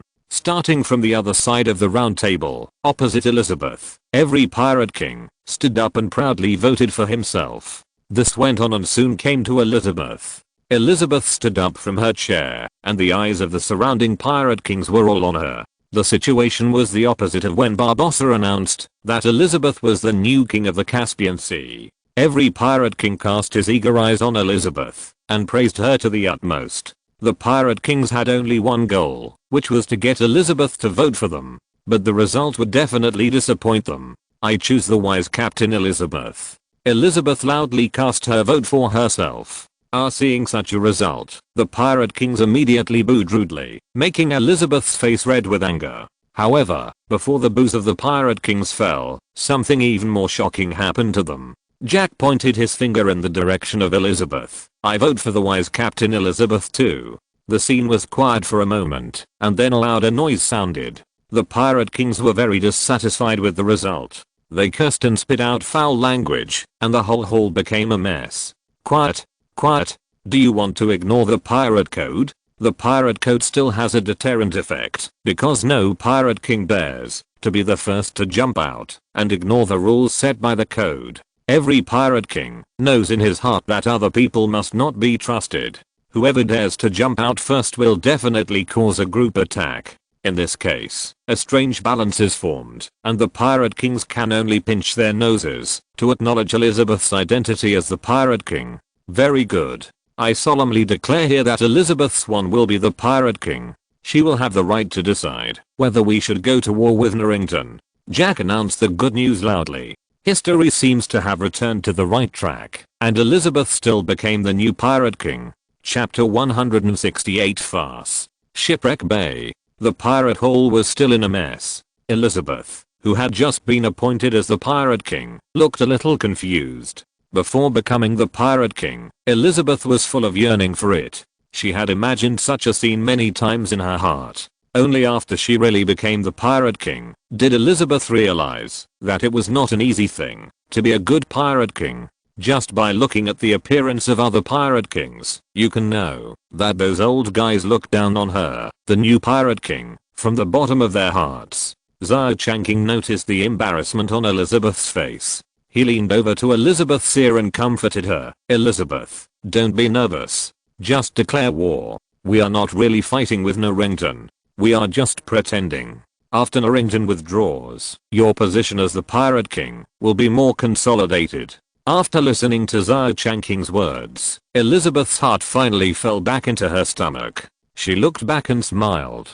With Xia Changqing standing behind her, what else did she have to be afraid of? Everyone, let's go to war. For the sea under our feet, for our freedom, for our dignity. Elizabeth stood up, clenched her fists and shouted loudly. Although her voice was not loud, it contained firm determination. This made the pirate kings and ordinary pirates all stunned, and then they all cheered loudly. Pirates are a group that is used to killing. This business itself is like putting a knife on the neck. They are not afraid of fighting at all. The pirates rushed out like a tide and boarded their own pirate ships. Xia Changqing returned to the Black Pearl with Elizabeth, Jack and others. Strictly speaking, the purpose of Xia Changqing's trip has been completed. After Elizabeth was recognized as the new pirate king, Xia Changqing received a prompt that the mission was completed. This made Xia Changqing look a little dazed. After spending so much time in this world, this damn mission was finally completed. Now he can leave the world of Caribbean pirates at will. It's just that during the mission, he had formed a deep bond with Elizabeth. Now that he wanted to get away, he suddenly didn't know how to face Elizabeth. If he suddenly disappeared, Elizabeth would be so sad. Although Xia Changqing and Elizabeth did not go to the last step, in Elizabeth's heart, Xia Changqing was already the most important person. This is why the system determined that Xia Changqing's mission was completed. After a brief thought in Shipwreck Bay, Xia Changqing decided to stay and accompany Elizabeth for a while. After experiencing so many worlds, Xia Changqing had already determined the fact that he would not age, but Elizabeth was different. She was just a mortal. Maybe the Fountain of Youth could help her, but Elizabeth would never accompany Xia Changqing to other worlds. Of course, these are all later stories. Looking back at Shipwreck Bay, after the Black Pearl raised the black flag, other pirate ships also responded one after another. Black flags rose slowly. The Black Pearl slowly set sail, and she would lead the charge. On the sea outside Shipwreck Bay, a huge fleet was quietly staying here, led by Norrington's flagship, the Dreadnought. Next to Norrington's flagship was a huge battleship that was no less than the Dreadnought. This was the ship of Lord Beckett of the East India Company. In fact, after seeing this huge fleet, the morale of the pirates was directly reduced to the lowest. The number gap between the warships of the two sides was so large that, even if the pirates were fearless, they might not be able to defeat this navy. Pirates are a very realistic group of people. After they found that there was a disparity in the strength of their troops and that there was no possibility of winning on their side, many small pirates had already retreated. But the pirate kings could not do this. They had to maintain their dignity. It was just that, although the pirate kings could not escape from the battlefield directly, they would not go up and die in vain. These pirate kings were all cunning and treacherous. Without discussion, they nominated a scapegoat. The newly minted pirate king, Elizabeth. Since she became the pirate king, she had to be responsible for all the pirates. The suggestions of the pirate king soon gathered on the Black Pearl, and these suggestions had only one meaning. That is, the great emperor. You see, it's not that we are too cowardly, but that the enemy is too powerful. You have to think of a way. You can't let us die in vain. If you give such an order, don't blame us for quitting. A bunch of bastards. Damn pirates. Elizabeth's face turned pale with anger, and she threw the letter in her hand to the ground fiercely. Jack and Barbossa picked up the letter on the ground, read it through, and then the two looked at each other and cursed at the same time. Damn pirates. Although they are also pirates, they would make such a choice if they were living in a different place, but now they are standing on the opposite side of the pirates. The butt determines the head. For the sake of the correct position, it doesn't matter if they curse. On the other side, Elizabeth also looked at Xia Changqing angrily. These pirates are so abominable. Otherwise I will not be the pirate king. Let Norrington destroy all these damn pirates. What are you talking about? Elizabeth, we can't destroy all the pirates. If we really do this, your reputation as the pirate king will be ruined. It's not worth doing this for these pirates. Xia Changqing said comfortingly. To be honest, he didn't care about these pirates, but for Elizabeth to have a good reputation, he would not do anything to drain the pond to catch fish. Thinking of this, Xia Changqing sighed. It was really a troublesome thing. Send the message to the pirate kings, saying that the pirate king will negotiate with Norrington and will definitely guarantee the interests of the pirates. Anyway, Norrington and them are all their own people, and they have the final say on black and white. The only trouble is that there is a Beckett in the middle who is making trouble. Do you want to think of a way to get rid of this old guy Beckett? Xia Changqing touched his chin and thought darkly that he was very confident that he could easily defeat Beckett's fleet under the joint siege of Norrington's fleet and the pirates. As a despicable colonizer, the East India Company would not be hated by the gods, even if it killed Beckett. Chapter 169 Play. Beckett, this old guy, I just don't know if he knows what's best for him. Xia Changqing secretly thought that if Beckett didn't know what's best for him, then it wouldn't matter if he was killed. Jack, go spread the news about the negotiation. If you want to pass a message with your heart, the speed is still very fast. The news that the Pirate King wanted to negotiate with Norrington spread quickly among the pirates, and the Pirate King supported this matter. The military strength is indeed too disparate, and negotiation may be the best choice. The news of the negotiation also quickly reached Narrington. He held the letter from Xia Changqing in his hand, and his thoughts were churning over and over again. That's right, after such a long period of attacking pirates, and having the card of Davy Jones, Narrington had the idea of getting rid of Xia Changqing's control. Over the years, although Narrington's status has been rising steadily with the help of Xia Changqing, and Xia Changqing has not asked him to do anything too excessive. But 7 years ago, Xia Changqing's threat to him with witchcraft still pierced a thorn in Narrington's heart. After having the card of David Jones, Narrington couldn't help wondering whether Xia Changqing, the wizard, still had the ability to fight back under the terror of the Norwegian sea monster. Commodore Narrington, is there any news from the pirates? Just as all kinds of thoughts were churning in Narrington's mind, a deep voice suddenly sounded behind him. Narrington was startled and quickly put away his distracting thoughts. With an unnatural smile on his face, he turned around and looked at the person who came. The person who came was Commodore Narrington's deputy, Wyatt, who, although he had no military rank, was firmly in the position of the first mate of the dreadnought. This #1 confidant of Xia Changqing, now wearing a neat Navy uniform, standing straight, really has the flavor of the Navy. Mr. Wyatt, you came at the right time. This is the news from the gentleman. He wants to end this matter. As Narrington said, he handed the letter in his hand to Wyatt, and Wyatt took it casually with a smile on his face. Wyatt knew nothing about Narrington's little thoughts. In fact, after Wyatt's interruption, Narrington quickly calmed down.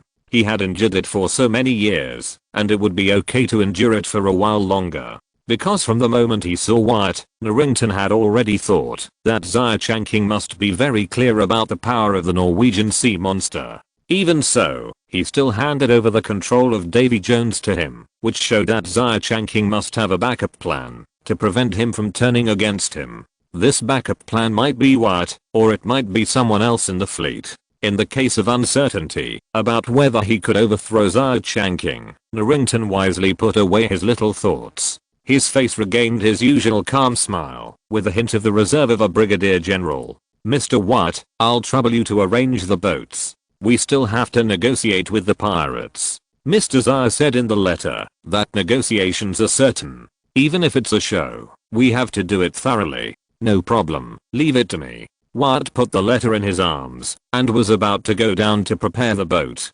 However, he just turned around and suddenly thought of something, and then asked Narrington again, did you say how to solve Lord Beckett's problem? No, let's talk about this when we see you. By the way, don't tell Lord Beckett about the negotiations. We just need to tell him the results of the negotiations. Narrington thought for a while and said, no problem. Wyatt agreed. The negotiation process went smoothly. The two sides agreed to meet on an isolated island on the sea. In fact, it was just a few people from Royal Port who got together again. No one expected that the Royal Navy and the Pirate King were in the same group. There is nothing that can be done about it. The world is too big. Although Port Royal is a very famous port in the Caribbean, it is insignificant in the world. The only ones who know about Port Royal are the pirates in the Caribbean, and these pirates are now under the control of Port Royal, so it is impossible for them to tell this secret. So how could the pirates from all over the world know such a secret thing? Xia Changqing explained the next thing to Narrington and Wyatt. After they went back, they released the conditions of the British Empire to the pirates. All pirates are not allowed to rob merchant ships flying the British flag in the future. These are all insignificant things, so Xia Changqing let the other people brainstorm, and this was just a reason to end the confrontation. Everyone present, everyone who knew the truth, had a strange feeling in their hearts. They all believed that Xia Changqing spent so much effort to lay the groundwork and force the Pirate King to reconvene the pirate conference just for Elizabeth. This willful behavior really shocked their three views. Elizabeth was probably the only one who was filled with joy. Xia Changqing spent so much effort to fulfill her dream of becoming a pirate, and directly made her ascend to heaven and become the Pirate King. Of course, Xia Changqing's real purpose could not be told to others, even Elizabeth. He would not tell it, because even if he said it, Elizabeth would not believe it, and he would only make fun of herself in the future. In this case, how could Xia Changqing tell the truth? Let this wonderful misunderstanding continue. After spending half a day, Narrington and others finally discussed more than a dozen conditions that were beneficial to Royal Port and Elizabeth, the Pirate King. After returning to the Black Pearl, Elizabeth informed each Pirate King of the name of Commodore Narrington in her own name. After reading the conditions from Narrington, the major Pirate Kings were overjoyed, because these conditions were too loose. Most of them restricted pirates from attacking the British. For each Pirate King, they didn't want to provoke the British. Without the British, there were still French and Spanish people for them to rob. After several attempts to refuse, the Pirate Kings wrote again, eager for Elizabeth to agree to these conditions. For them, reconvening the Pirate Conference was to resist the Narrington fleet's crackdown on pirates. Now they have shown Narrington the power of pirates. Narrington has also backed off, and everyone is happy. Why don't they go home and find their mothers instead of staying here for dinner? If you're listening to this novel on a channel other than Fanfic World, it means they downloaded and uploaded it without effort. We cordially invite you to visit our channel, Mundo Fanfic Novelos. There you'll find the original version of this story and you can explore many other novels of various genres. We're waiting for you to immerse yourself in a world of incredible novels. Chapter 170, Complications. Bang! The glass fell on the deck and immediately shattered into pieces. Lord Beckett stood up from his chair and looked at the messenger with disbelief. Can you repeat what you just said? The adjutant had a bitter smile on his face and bent slightly in front of Lord Beckett. My lord, you heard it right. Brigadier General Narrington has indeed planned to withdraw his troops. Withdraw? Withdraw? Why would Narrington withdraw his troops? What is he thinking? Is his head filled with seawater? Beckett's angry face was distorted.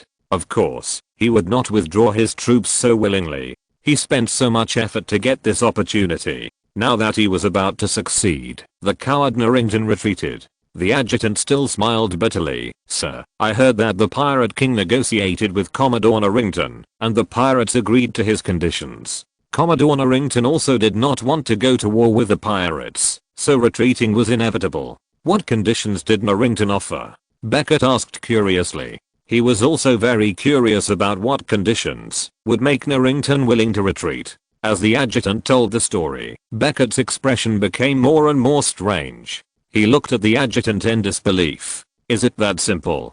Beckett confirmed again. It's that simple. The adjutant's bitter smile became even more intense. Are you satisfied without attacking the British merchant ships? Beckett muttered to himself. No, even if that coward Narrington agrees, I absolutely cannot agree. This is the best opportunity to wipe out the pirates in one fell swoop. If you miss this opportunity, I don't know when the next one will come. Beckett paced back and forth for a while, thinking about various situations in his mind. At this moment, the adjutant suddenly screamed, Sir, look, Narrington's fleet is turning around. Beckett rushed to the side of the ship in 3 or 2 steps, watching the dreadnought slowly turning around. At this time, he no longer hesitated in his heart. After the dreadnought took the lead and left, there would really be no chance. Pass my order. Fire the bowgun in the direction of the pirates, and we will rush over. Beckett shouted loudly to the adjutant beside him. Sir, at such a long distance, the range of the artillery is simply not enough.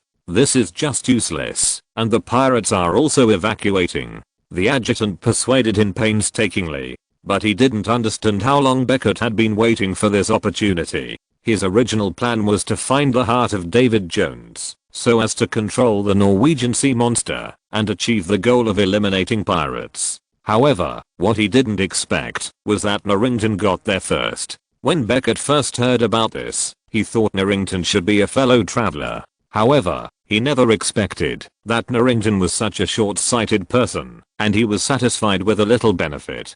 Don't give up like this. Beckett stared at his adjutant with his eyes. Pass my order. Fire. The adjutant was startled, and didn't dare to object anymore. Having been with Beckett for so long, he also knew Beckett's character. Now was not the time to oppose Beckett. Fire. Fire. With the command, the cannon at the bow roared violently, and the shells whistled across the sea in an arc, hitting the sea, splashing a large area of water. On the Black Pearl, the sound of the shells falling into the water has also reached here. What happened? A sailor asked in confusion. Jack lay on the side of the ship, and observed for a while, then immediately turned back and shouted, "Norrington's fleet launched an attack on us." "Impossible," Elizabeth retorted directly, and she glared at Jack fiercely. "Don't talk nonsense. How could Norrington do such a thing? This is indeed not done by Norrington." Xia Changqing also walked to the side of the ship at this time. After taking a look, he turned his head and said to the people on the Black Pearl, "Let the sailors prepare for battle. Since someone is unwilling, we have to fight him until he is willing." "Xia, is it Lord Beckett?" Elizabeth, who heard some meaning from Xia Changqing's words, said with sudden enlightenment. The dreadnought Norrington, who had returned to the captain's room, was about to stop and rest for a while when the door of the captain's room was pushed open again by word from the outside. "Commodore Norrington, something happened. Lord Beckett's fleet fired at the pirates." Wyatt rushed in and explained what was happening in a few words. Hearing this, Norrington was stunned. He said puzzledly, "Didn't I write to inform Lord Beckett about the fleet's retreat? Commodore, now is not the time to worry about these things. Lord Beckett's fleet is heading towards the Black Pearl. The most important thing is to stop him as soon as possible." "Damn Beckett, you are just making trouble for me." Norrington's face was also very ugly. He was about to finish the matter here and return to Royalport safely, but Beckett suddenly gave him such a trick. "Notify the fleet and turn back," Norrington said, very depressed. So on the entire sea, the situation that had been stabilized became serious again. Beckett's behavior of firing was not only seen by the people on the Black Pearl, but also by the pirate kings on other pirate ships. The common thought in their minds was that Norrington regretted and wanted to make all these pirates die here. What a sinister navy. This was the unanimous thought in the minds of all the pirates. However, in the face of the provocation of the other side firing, no pirate king dared to pretend that he didn't see it and sailed away from here. If they really did this, they would definitely become the laughing stock among the pirates, and their position as pirate kings would be unstable. "Raise the flag. Fight. Raise the flag.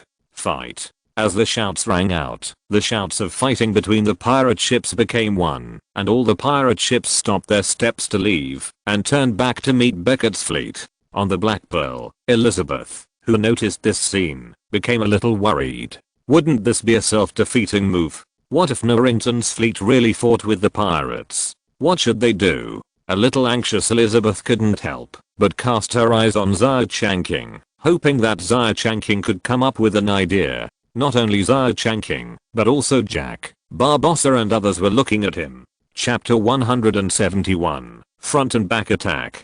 "Why are you all looking at me?" Xia Changqing said with a chuckle. "They are firing at us. Do you still want to endure it?" As soon as Xia Changqing said this, Jack and Barbossa's eyes suddenly lit up, especially Jack, who still had a grudge with Beckett in his heart. In the early years, when Jack was still young, he had worked for the East India Company. Later, because Jack secretly let a slave ship go, Beckett personally branded the pirate mark on his arm. Jack has never forgotten this hatred. Prepare for battle, guys. Be quick and show Beckett some color. Jack and Barbossa started to mobilize the enthusiasm of the sailors at the same time. Although the crew on the Black Pearl were all naval soldiers from Port Royal, they also learned from Jack and Barbossa's exaggerated explanation that the target of the battle was not Commodore Norrington's fleet, but Lord Beckett. "Who is Lord Beckett?" The crew said. "We don't know him." The Black Pearl raised the black flag high and headed towards Beckett's fleet instead of retreating. She successfully played the role of a leader. Behind the Black Pearl were the warships of the major pirate kings. The pirate kings were not fools. When they reached their position, they could still understand the principle of lips and teeth are cold. There could be conflicts between the pirate kings, and they could also fight with real swords and guns, but when facing the navy, they could show unprecedented unity. The pirates, who were shocked and angry, made all kinds of meaningless roars and charged forward. "Send flags to let Norrington cooperate with us to sink Lord Beckett's fleet." Xia Changqing stood on the bow of the Black Pearl. After a brief thought, he still issued this order brazenly. At this point, he had nothing to fear from the East India Company. From now on, the Caribbean Sea did not belong to the British or the Spanish, but only to him, Xia Changqing. On the dreadnought, the lookout discovered the flag signal from the Black Pearl, and he immediately reported the news to Norrington. Destroy Lord Beckett's fleet? Is this the order conveyed by Xia Changqing? Narrington's eyes were slightly hesitant. He knew very well who Beckett was and how huge the East India Company was. In the entire British Empire, the top leaders of the East India Company had the power to mobilize the Royal Navy in various colonies around the world. This alone was enough to show the power of the East India Company. So Narrington was a little hesitant. However, standing next to him was Wyatt, a trusted subordinate of Xia Changqing. Before Narrington gave the order, Wyatt turned around calmly. Order, let the gunners prepare. Target, Lord Beckett's fleet. Mr. Wyatt, Narrington shouted, but just as he spoke, he saw Wyatt turned around and looked at him with a smile. Lord Narrington, is there anything wrong with my order? No, nothing. Narrington came back to his senses. He looked at the gunners who had obeyed Wyatt's orders and started to prepare, knowing that his hesitation just now was a mistake. Thinking of this, Narrington gritted his teeth and said, tell the gunners to hit hard for me and make sure not to let any ship of Beckett's fleet leave here. Since the incident has already happened, in order to avoid future troubles, it is necessary to do it thoroughly. As long as all Beckett's people are buried in the sea, no one will come to find Narrington's mistakes. However, Narrington also thought too much. He never thought that with the current strength of Royal Port, coupled with the deterrence of the Norwegian sea monster, they no longer need to be afraid of other forces in this world. With Narrington's quick response, from the overall situation, it means that the pirates and the navy have already started a war.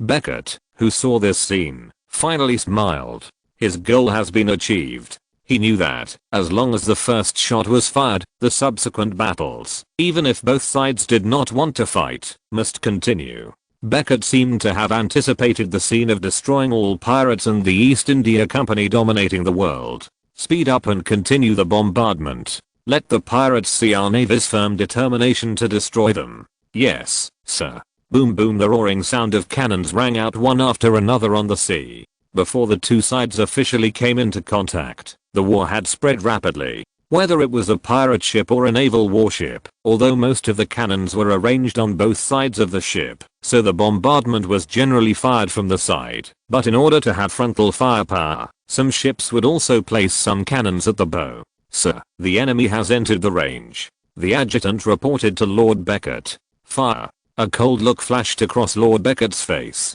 Yes, sir. As soon as the adjutant finished speaking, he suddenly felt his feet shake, causing him to almost fall to the ground. What happened? As soon as the adjutant asked, he saw a scene that stunned him. Behind them, a cannonball came from an unknown warship and whistled on the Endeavour. The cannonball directly penetrated the deck of the Endeavour and injured several soldiers. Which stupid person gave the order? How could the cannonball hit the Endeavour? The adjutant cursed with bloodshot eyes. Of course, he had a reason to do so. The battle with the pirates had just begun.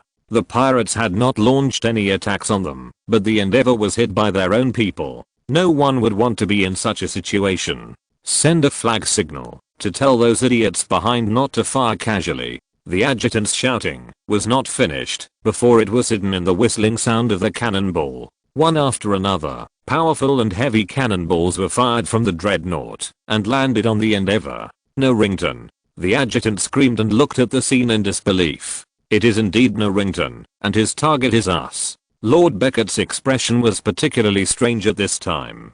He seemed to be unable to think of any reason for the dreadnought to attack them. Sir, we can't charge anymore. We need to turn around and fight back, the adjutant said anxiously. He had discovered a scene that frightened him. Narrington's target was not only the Endeavour. The fleet belonging to Narrington all pointed their guns at their East India Company ships. They were already in the front, and under the sudden attack of the Narrington fleet, they had no time to react, and suffered heavy losses. Chapter 172 Follow-up. In the vast ocean, it is very difficult to make a large ship turn around quickly. It is not that you can turn around successfully just by saying so.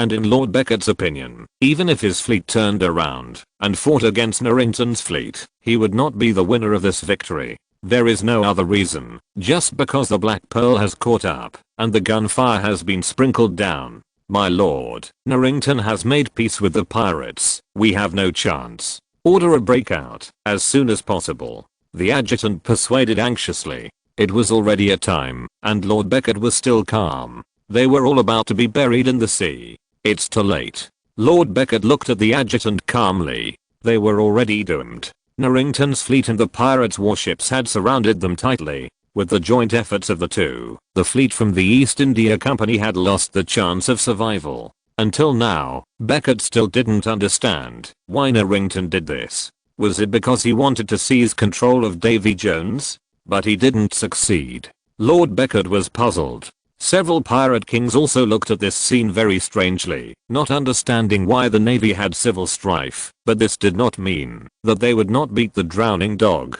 Under the siege of the pirates and the Norrington fleet, Lord Beckett's fleet was destroyed one after another without even a wave, and sank into the deep and dark sea. At the last moment of survival, Lord Beckett tidied his clothes, and as a gentleman, he returned to the embrace of the sea with his beloved Endeavour. The smoke on the sea gradually dissipated. When the Black Pearl ceased fire, the dreadnought where Norrington was located also stopped the shelling, and the two sides stopped the attack very tacitly. At the same time, the Black Pearl played a ceasefire flag, which made other pirate kings who received the news also stop their men from attacking. Then they quickly came to a terrifying answer. The childish pirate king had reached a secret agreement with the invincible Commodore Norrington, so the two sides had such a tacit understanding. After the ceasefire at sea, the Black Pearl and the dreadnought faced each other silently across the distant sea, and then turned the direction of the ships, and left the sea in opposite directions. Since the pirate king had already withdrawn, the other pirate kings naturally had no intention of staying to continue the battle. In fact, they ran faster than anyone else. In a blink of an eye, there were no ships in this sea area. Only the scattered wooden boards floating on the sea surface showed that there had been a war here. A week later, Royalport, including Norrington, everyone returned here. After such a long time, even Jack and Barbossa have regarded Royalport as their home in this world. In fact, for pirates like them, the world is their true portrayal. The appearance of Xia Changqing changed their original fate. After returning to Port Royal, Norrington also returned Davy Jones' heart. Norrington was a little hesitant about what to do with Davy Jones's arrangement. "Sir, we don't need Davy Jones' power now. Should we kill him?" Davy Jones was originally a notorious pirate. Norrington had no hesitation about killing a pirate. Xia Changqing put Davy Jones' heart back into the dead man's chest and placed it together with the Aztec gold coins. "That's it. Even if we kill Davy Jones, we have to choose a new captain for the Flying Dutchman. It's better to let Davy Jones continue to be the captain. He is an experienced captain, and we don't have to worry about him taking revenge. His life is still in our hands. He has a chance to go ashore once every 10 years. Let's keep this dead man's chest here." Xia Changqing didn't do anything to Davy Jones in the end, let alone try to kill the Norwegian sea monster. Rare species like the Norwegian sea monster need to be protected. How can they be killed casually? But Xia Changqing had no intention of returning the heart to David Jones, which could be a means for later generations to control David Jones. Xia Changqing didn't know that when David Jones learned the news, his face looked as ugly as if he had eaten a fly. But there was no way. As Xia Changqing said, the curse Jones suffered made it impossible for him to go directly to Port Royal, unless he could get the goddess of the sea, Calimbuzo, to lift his curse. But two of the tokens of the 9 pirate kings that sealed Calimbuzo were with Xia Changqing. If Jones had the ability to get the token of the pirate king from Xia Changqing, he might as well take back his heart directly. So, this is an unsolvable answer. For a while, Jones couldn't do anything with Xia Changqing. As for what kind of adventures Xia Changqing would experience with the heart and Aztec gold coins stored in Port Royal after he left this world, that was not something Xia Changqing could decide. Xia Changqing had successfully completed the mission in this world, and if he wanted, he could leave at any time. Just for Elizabeth, Xia Changqing planned to find the Fountain of Youth first and let Elizabeth drink it. Therefore, after staying in Port Royal for a while, Xia Changqing put the search for the Fountain of Youth on the agenda again. According to the information in the original plot, Xia Changqing knew the location of the Fountain of Youth. In addition to the map in the hands of the pirate king Xia Feng, Jack also knew the specific location of the Fountain of Youth. No one knows why Jack has so many adventures and is still alive and well without any problems. Don't ask. The answer is that the pig's halo is too strong. Therefore, Xia Changqing specifically found Jack to ask about this matter. Jack, I need you to know everything about the Fountain of Youth. Xia Changqing said straight to the point. Fountain of Youth? Jack asked back in surprise. He rolled his eyes and decided to test it out first. Isn't that a legend? Sir, do you have any idea about the Fountain of Youth? Jack, don't play tricks on me. Xia Changqing stared at Jack with a smile. This pirate was really too slick. If he didn't have solid evidence, he might really be fooled by Jack. Chapter 173 The Fountain of Youth. In fact, Xia Changqing knew very well what Jack was thinking. It was nothing more than that Jack thought that he suddenly showed interest in the Fountain of Youth. If he said he knew, then the task of finding the Fountain of Youth would definitely fall on him. Jack, don't think about being lazy and escaping. Have you forgotten that, even if you don't know where the Fountain of Youth is, the compass in your hand can lead us to it? So, this job of leading the way must be you. Xia Changqing had a smile on his face and directly shattered Jack's fluke mentality. Okay. Jack had a look of despair on his face and he spread his hands. I admit that I did go to the Fountain of Youth, but I'm not interested in immortality. No one can be immortal, and even if there is, it is not something that the Fountain of Youth can do. Xia Changqing interrupted Jack's words and said indifferently, and at the same time, stated that he did not use the Fountain of Youth to achieve the purpose of immortality. I know the effect of the Fountain of Youth. You just need to tell me how to drink it. As far as I know, if you want to drink it, you seem to need to borrow a cup. Xia Changqing only had a little impression of the Fountain of Youth now. After all, it was a very long memory. That's right. The Fountain of Youth cannot be drunk directly. That will only take the person's life directly. So drinking the Fountain of Youth requires a ceremony. First, you need to get the mermaid's tears. Secondly, you need Juan Ponstelian silver cup. 2 silver cups are filled with water from the Fountain of Youth. 1 cup is dripped with mermaid's tears, and the other cup is left empty. Those who drink the water from the Fountain of Youth will gain the effect of eternal youth, while those who drink the water from the Fountain of Youth directly will be killed. Jack said this with a look of disgust on his face. So, this is an exchange of lives. The living plunder the lives of the dead to gain youth. Sir, I think you should not try to find the Fountain of Youth. It is too evil. Jack pouted and said with his teeth bared. He was completely against Xia Changqing's search for the Fountain of Youth. To plunder other people's lives, to feed oneself is a very evil thing in Jack's view. He can kill a person without any psychological burden, but he is unwilling to take the lives of others in this way. Jack, I didn't expect you to be such a pure person.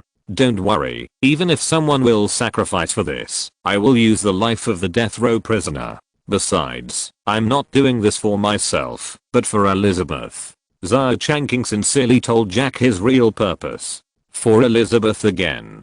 Jack stared at Xia Changqing. What he didn't say in his heart was, what is so good about Elizabeth, that she can be so obsessed with you? After hesitating for a moment, Jack still asked in confusion, Sir, please forgive me for being frank. Miss Elizabeth is still young. It seems that she doesn't need the Fountain of Youth, right? This is also what Jack is confused about. If it is Elizabeth's old father, Governor Swan, who needs the Fountain of Youth, he can understand. But Elizabeth is just about to turn 20 years old. She still has a good time. Why does she need the Fountain of Youth? Jack, you don't understand. This is the most precious gift I can give to Elizabeth. In this world, I can't think of any more precious gift than making her forever young and beautiful. Xia Changqing sighed. Jack would not understand the panic in the heart of someone like him who wanders in different worlds. Xia Changqing knew that no matter how good he was to Elizabeth now, after he had experienced 2 or 3 adventures in other worlds, he might forget what Elizabeth looked like. This is something Xia Changqing is destined to experience, and it is also the sadness of being a person like him. So within the scope of his ability, Xia Changqing wanted to try his best to give Elizabeth some benefits of this world. However, Jack was not upset by Xia Changqing's behavior. He was still very puzzled. Sir, there are still many gifts in this world that can be given to Miss Elizabeth. We don't have to worry about the fountain of youth. Besides, Miss Elizabeth herself may not be willing to drink the fountain of youth. Sir, you can imagine that after 10, 20 or 40 years, you have grown white hair and become an old man, while Elizabeth is still young. What do you think she will feel? Jack's expression seemed to be immersed in the scene. He even smacked his lips and savored it. A wretched smile appeared on his face. I don't know what he was thinking about. Pa. Xia Changqing slapped Jack on the head, interrupting his fantasy. Jack was angry in vain. No one had ever dared to hit Captain Jack Sparrow on the head. But when Jack quickly glanced at Xia Changqing's expression, he wisely chose to follow his heart. Sir, don't blame me for saying something harsh. As the saying goes, good advice hurts. You can imagine this scene yourself. HMPH. Xia Changqing sneered at Jack. Have you never thought that I also take the fountain of youth? Jack's expression suddenly froze. Isn't it? As long as Xia Changqing also uses the fountain of youth, then he and Elizabeth will be the same, and they will never have to worry about getting old. Okay, don't be stunned. Let me confirm with you again. Does the ceremony of taking the fountain of youth require 2 silver cups and mermaid's tears? Yes, these 2 things are indeed, but neither Juan Ponstelian silver cup nor the mermaid's tears are easy to obtain. Jack sighed with a sad face, and he was busy again. Xia Changqing certainly knew that these 2 things were difficult to obtain. Juan Ponstelian and his ship didn't know where they had fallen. As for mermaids, although they knew that this kind of creature lived in Baelang Bay, it was easy to capture them, but it was as difficult as climbing to the sky to make them cry. However, everything depends on human effort, and Xia Changqing certainly would not give up easily because of this little difficulty. After confirming the travel time with Jack, Xia Changqing found Elizabeth again and wanted to take her on an adventure at sea in the name of traveling.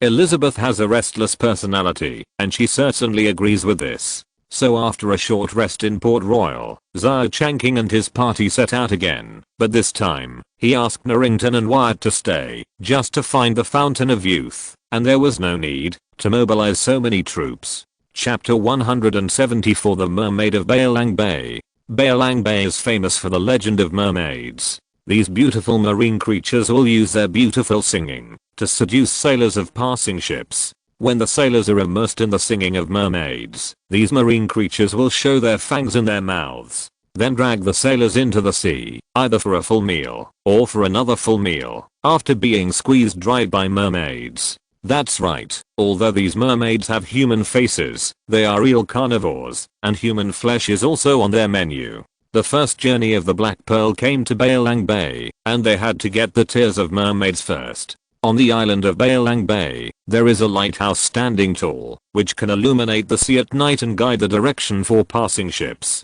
And this lighthouse has also become a bait for mermaids to prey on. When night falls, passing ships that don't know this place come to Baelang Bay under the guidance of the lighthouse, and what greets them is the fangs of mermaids. However, during the day, mermaids would hide in the depths of the sea, and would not easily come to the surface of the sea, which also gave Xia Changqing and others the opportunity to set traps. According to Jack, it is very difficult to make mermaids cry on their own initiative. Even if their lives are threatened, these mermaids will not surrender on their own initiative. However, Xia Changqing did not believe this evil. In his memory, Blackbeard's way of obtaining mermaid tears was to let a missionary fall in love with the captured mermaid. Love is the most touching emotion for a woman. Thinking of this, Xia Changqing was also considering whether to let Jack also play to his advantage and use the beauty trick to seduce the mermaid. It's a pity that this idea flashed in Xia Changqing's mind, and he didn't have the patience to conduct this experiment.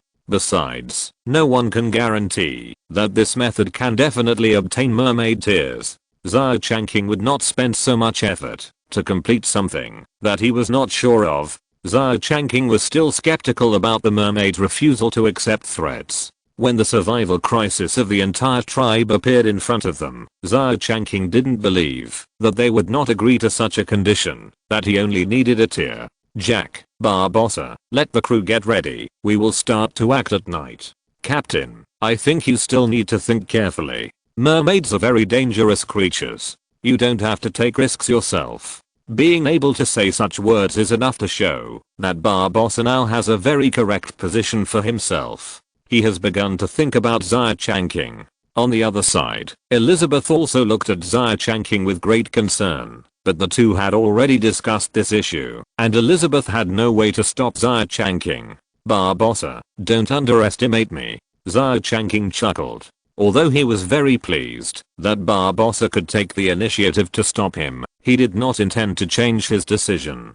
Capturing mermaids is a very important thing. If it fails the first time and makes the mermaids wary, it will undoubtedly be very difficult to capture these underwater creatures again. Although Xia Changqing's magic power is now stronger and stronger, enough to stir up waves on the sea, it would be too difficult for him to go deep into the seabed to find mermaids. I have made up my mind. You don't need to say more. Just make arrangements. The reason why Xia Changqing dared to do this, of course, depends on his current strength. He has been in this world for 7 years, and he has not done nothing. It is just a trivial matter to obtain the power of curse by studying Aztec gold coins. The most important thing is the growth of magic power in the body. Magic power is the foundation. This world has gods and witches, and naturally has magic power. Xia Changqing, who has never slacked off, no one knows how much he has grown now. Night soon came. Under Xia Changqing's command, the lighthouse on the island of Bailang Bay was also ignited, emitting a huge beam of light on the sea.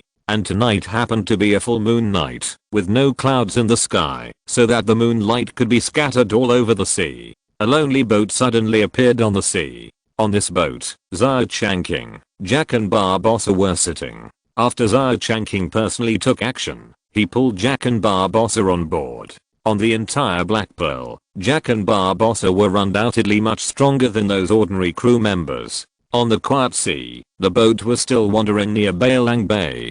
Xia Changqing sat at the bow, his body rising and falling with the boat, without any movement. Jack and Barbossa sat behind Xia Changqing, each pulling the two ends of a fishing net with a nervous look. No, only Jack looked nervous. Barbossa's expression was relatively calm. Jack secretly swallowed his saliva, fearing that the movement was too loud and startled the terrifying creatures under the sea. He seemed to feel an ominous breath, which made his hands tremble slightly. Although Jack was courageous, they were about to face unknown cannibalistic creatures such as mermaids. It would be a lie to say that he was not nervous, especially when the mermaid was nowhere to be seen. Jack felt like he was on the eve of his execution. This torment was too painful.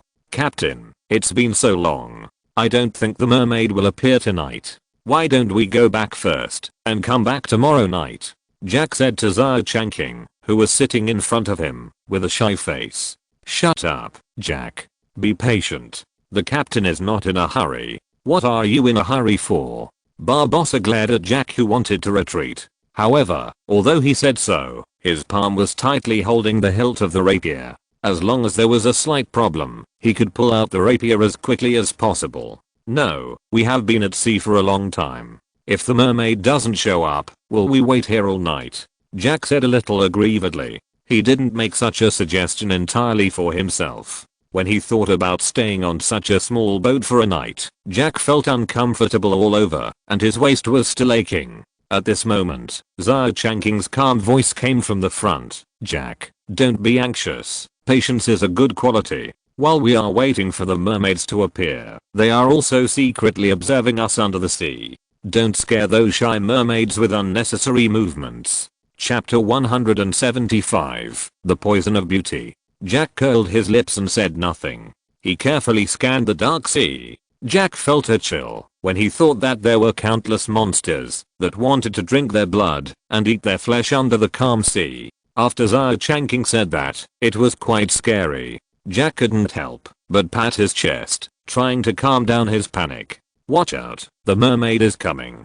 At this moment, Xia Changqing's calm voice came again, and Jack's heartbeat, which had just calmed down, suddenly became violent, and it felt like it was about to jump out of his chest. Where is the mermaid? Jack looked at the sea nervously, and at the same time, he had unconsciously pulled out the flintlock in his hand. As Jack's voice fell, a beautiful song came from the calm sea very abruptly. The song was not sung by one person, but a chorus composed of many girls' voices. The song was beautiful, and the girl's clear voice was touching, making the listeners seem to have returned to their youth, running in the sunset with their childhood sweethearts, bathing in the afterglow. Jack and Barbossa showed their intoxication at the same time. The most moving song in the world echoed in their ears. Even if they were to die directly at this moment, they would be willing to do so. But Xia Changqing was unmoved. He had heard the power of charm from these songs. The mermaid song had the power to seduce people's hearts. This legend was not groundless. But with Xia Changqing's strong willpower, how could he be seduced by mermaids? However, Xia Changqing did not make any moves at this time. It was just that the song sounded. The real owner had not appeared yet, so he was not in a hurry. As the song sounded for a while, on the sea surface sprinkled by the moonlight, in the rugged waves, girls like elves suddenly appeared on the sea surface. From the part of them that appeared on the sea surface, there was no difference between them and beautiful human girls. However, under the exploration of Xia Changqing's mental power, these girls with beautiful faces, bare upper bodies, and no cover, from the waist down, were a fishtail covered with fine scales. Is this a mermaid? Xia Changqing couldn't help but show an interested look. Although he had experienced many worlds, it was the first time for him to see such a magical creature as a mermaid. He really wanted to know what the internal structure of these mermaids was like. They looked like humans, and did their body structures also look like humans? But if they were the same, humans who breathe with lungs would not be able to survive in the seawater at all. If they breathe with gills, Xia Changqing didn't see similar organs in these mermaids. Of course, now was not a good time to dwell on these issues. At this time, some brave mermaids had come to the side of the boat. They exposed their upper bodies and lay on the boat, staring at Xia Changqing and the other two with admiration. This kind of gaze, like a pure deer, was the most powerful weapon for old men like Jack and Barbossa. They showed their obsession and care at the same time, wishing to hold the mermaid in their arms and care for her. In fact, Jack and Barbossa did the same. It was too late to say it, and the two cunning pirates had a sober look in their eyes at the same time, and a smile of success appeared on their lips. The fishing net was covered over the mermaid's head without hesitation, and the mermaid was still in a daze. The mermaids, who were suddenly frightened, suddenly lost their calm faces. They all showed ferocious expressions, and roared at Xia Changqing and the other two like beasts. The fangs in their mouths were clearly visible. How dare you be so presumptuous? Jack picked up the oar on the boat and smashed it on the head of the mermaid he caught without mercy. The poor little mermaid rolled her eyes and fainted directly. Jack laughed and lifted the fishing net up, successfully catching a mermaid. Jack's actions immediately angered the other mermaids. These mermaids, swinging their tails, jumped from the sea and flew over the boat, trying to attack the three people on the boat. Barbossa didn't care about the mermaid he caught. He dropped the fishing net in his hand, drew out the rapier, and stood back to back with Jack, trying to resist the attack from the mermaid. What they didn't expect was that the mermaid wanted to grab their claws, but it seemed to encounter an invisible barrier, making a loud bang. In shock, they cast their eyes on Xia Changqing, who was sitting firmly on the bow. The rumor came true. The captain was really a powerful wizard. The mermaid couldn't attack them at all. Jack and Barbossa were immediately happy, and they began to look at the spoils under their feet. When they saw the mermaid from the waist down, belonging to the tail of the fish, they all showed an expression of as expected. However, the battle was not over yet. The mermaid, who had fallen into a state of rage, began to launch a fierce attack on the boat. But the boat seemed to have taken root, firmly fixed on the sea, and there was no sign of damage. These mermaids have human wisdom, but their behavior is not like that. Normal people may stop after finding that the attack is ineffective, but they are unwilling to do so. Even if the attack of the claws is ineffective, they are unwilling to give up. This attitude of not turning back until they hit the south wall is quite shocking. But Xia Changqing does not have the leisure to accompany these mermaids here. I know you can understand me. Let's talk. Xia Changqing shouted to the mermaids in the sea, and his voice spread across the entire sea, so that the crew of the Black Pearl anchored on the sea in the distance could hear it clearly. But no matter how clear Xia Changqing's words were, the mermaids still did not stop their actions. A trace of helplessness flashed across Xia Changqing's face. Are these mermaids all stubborn?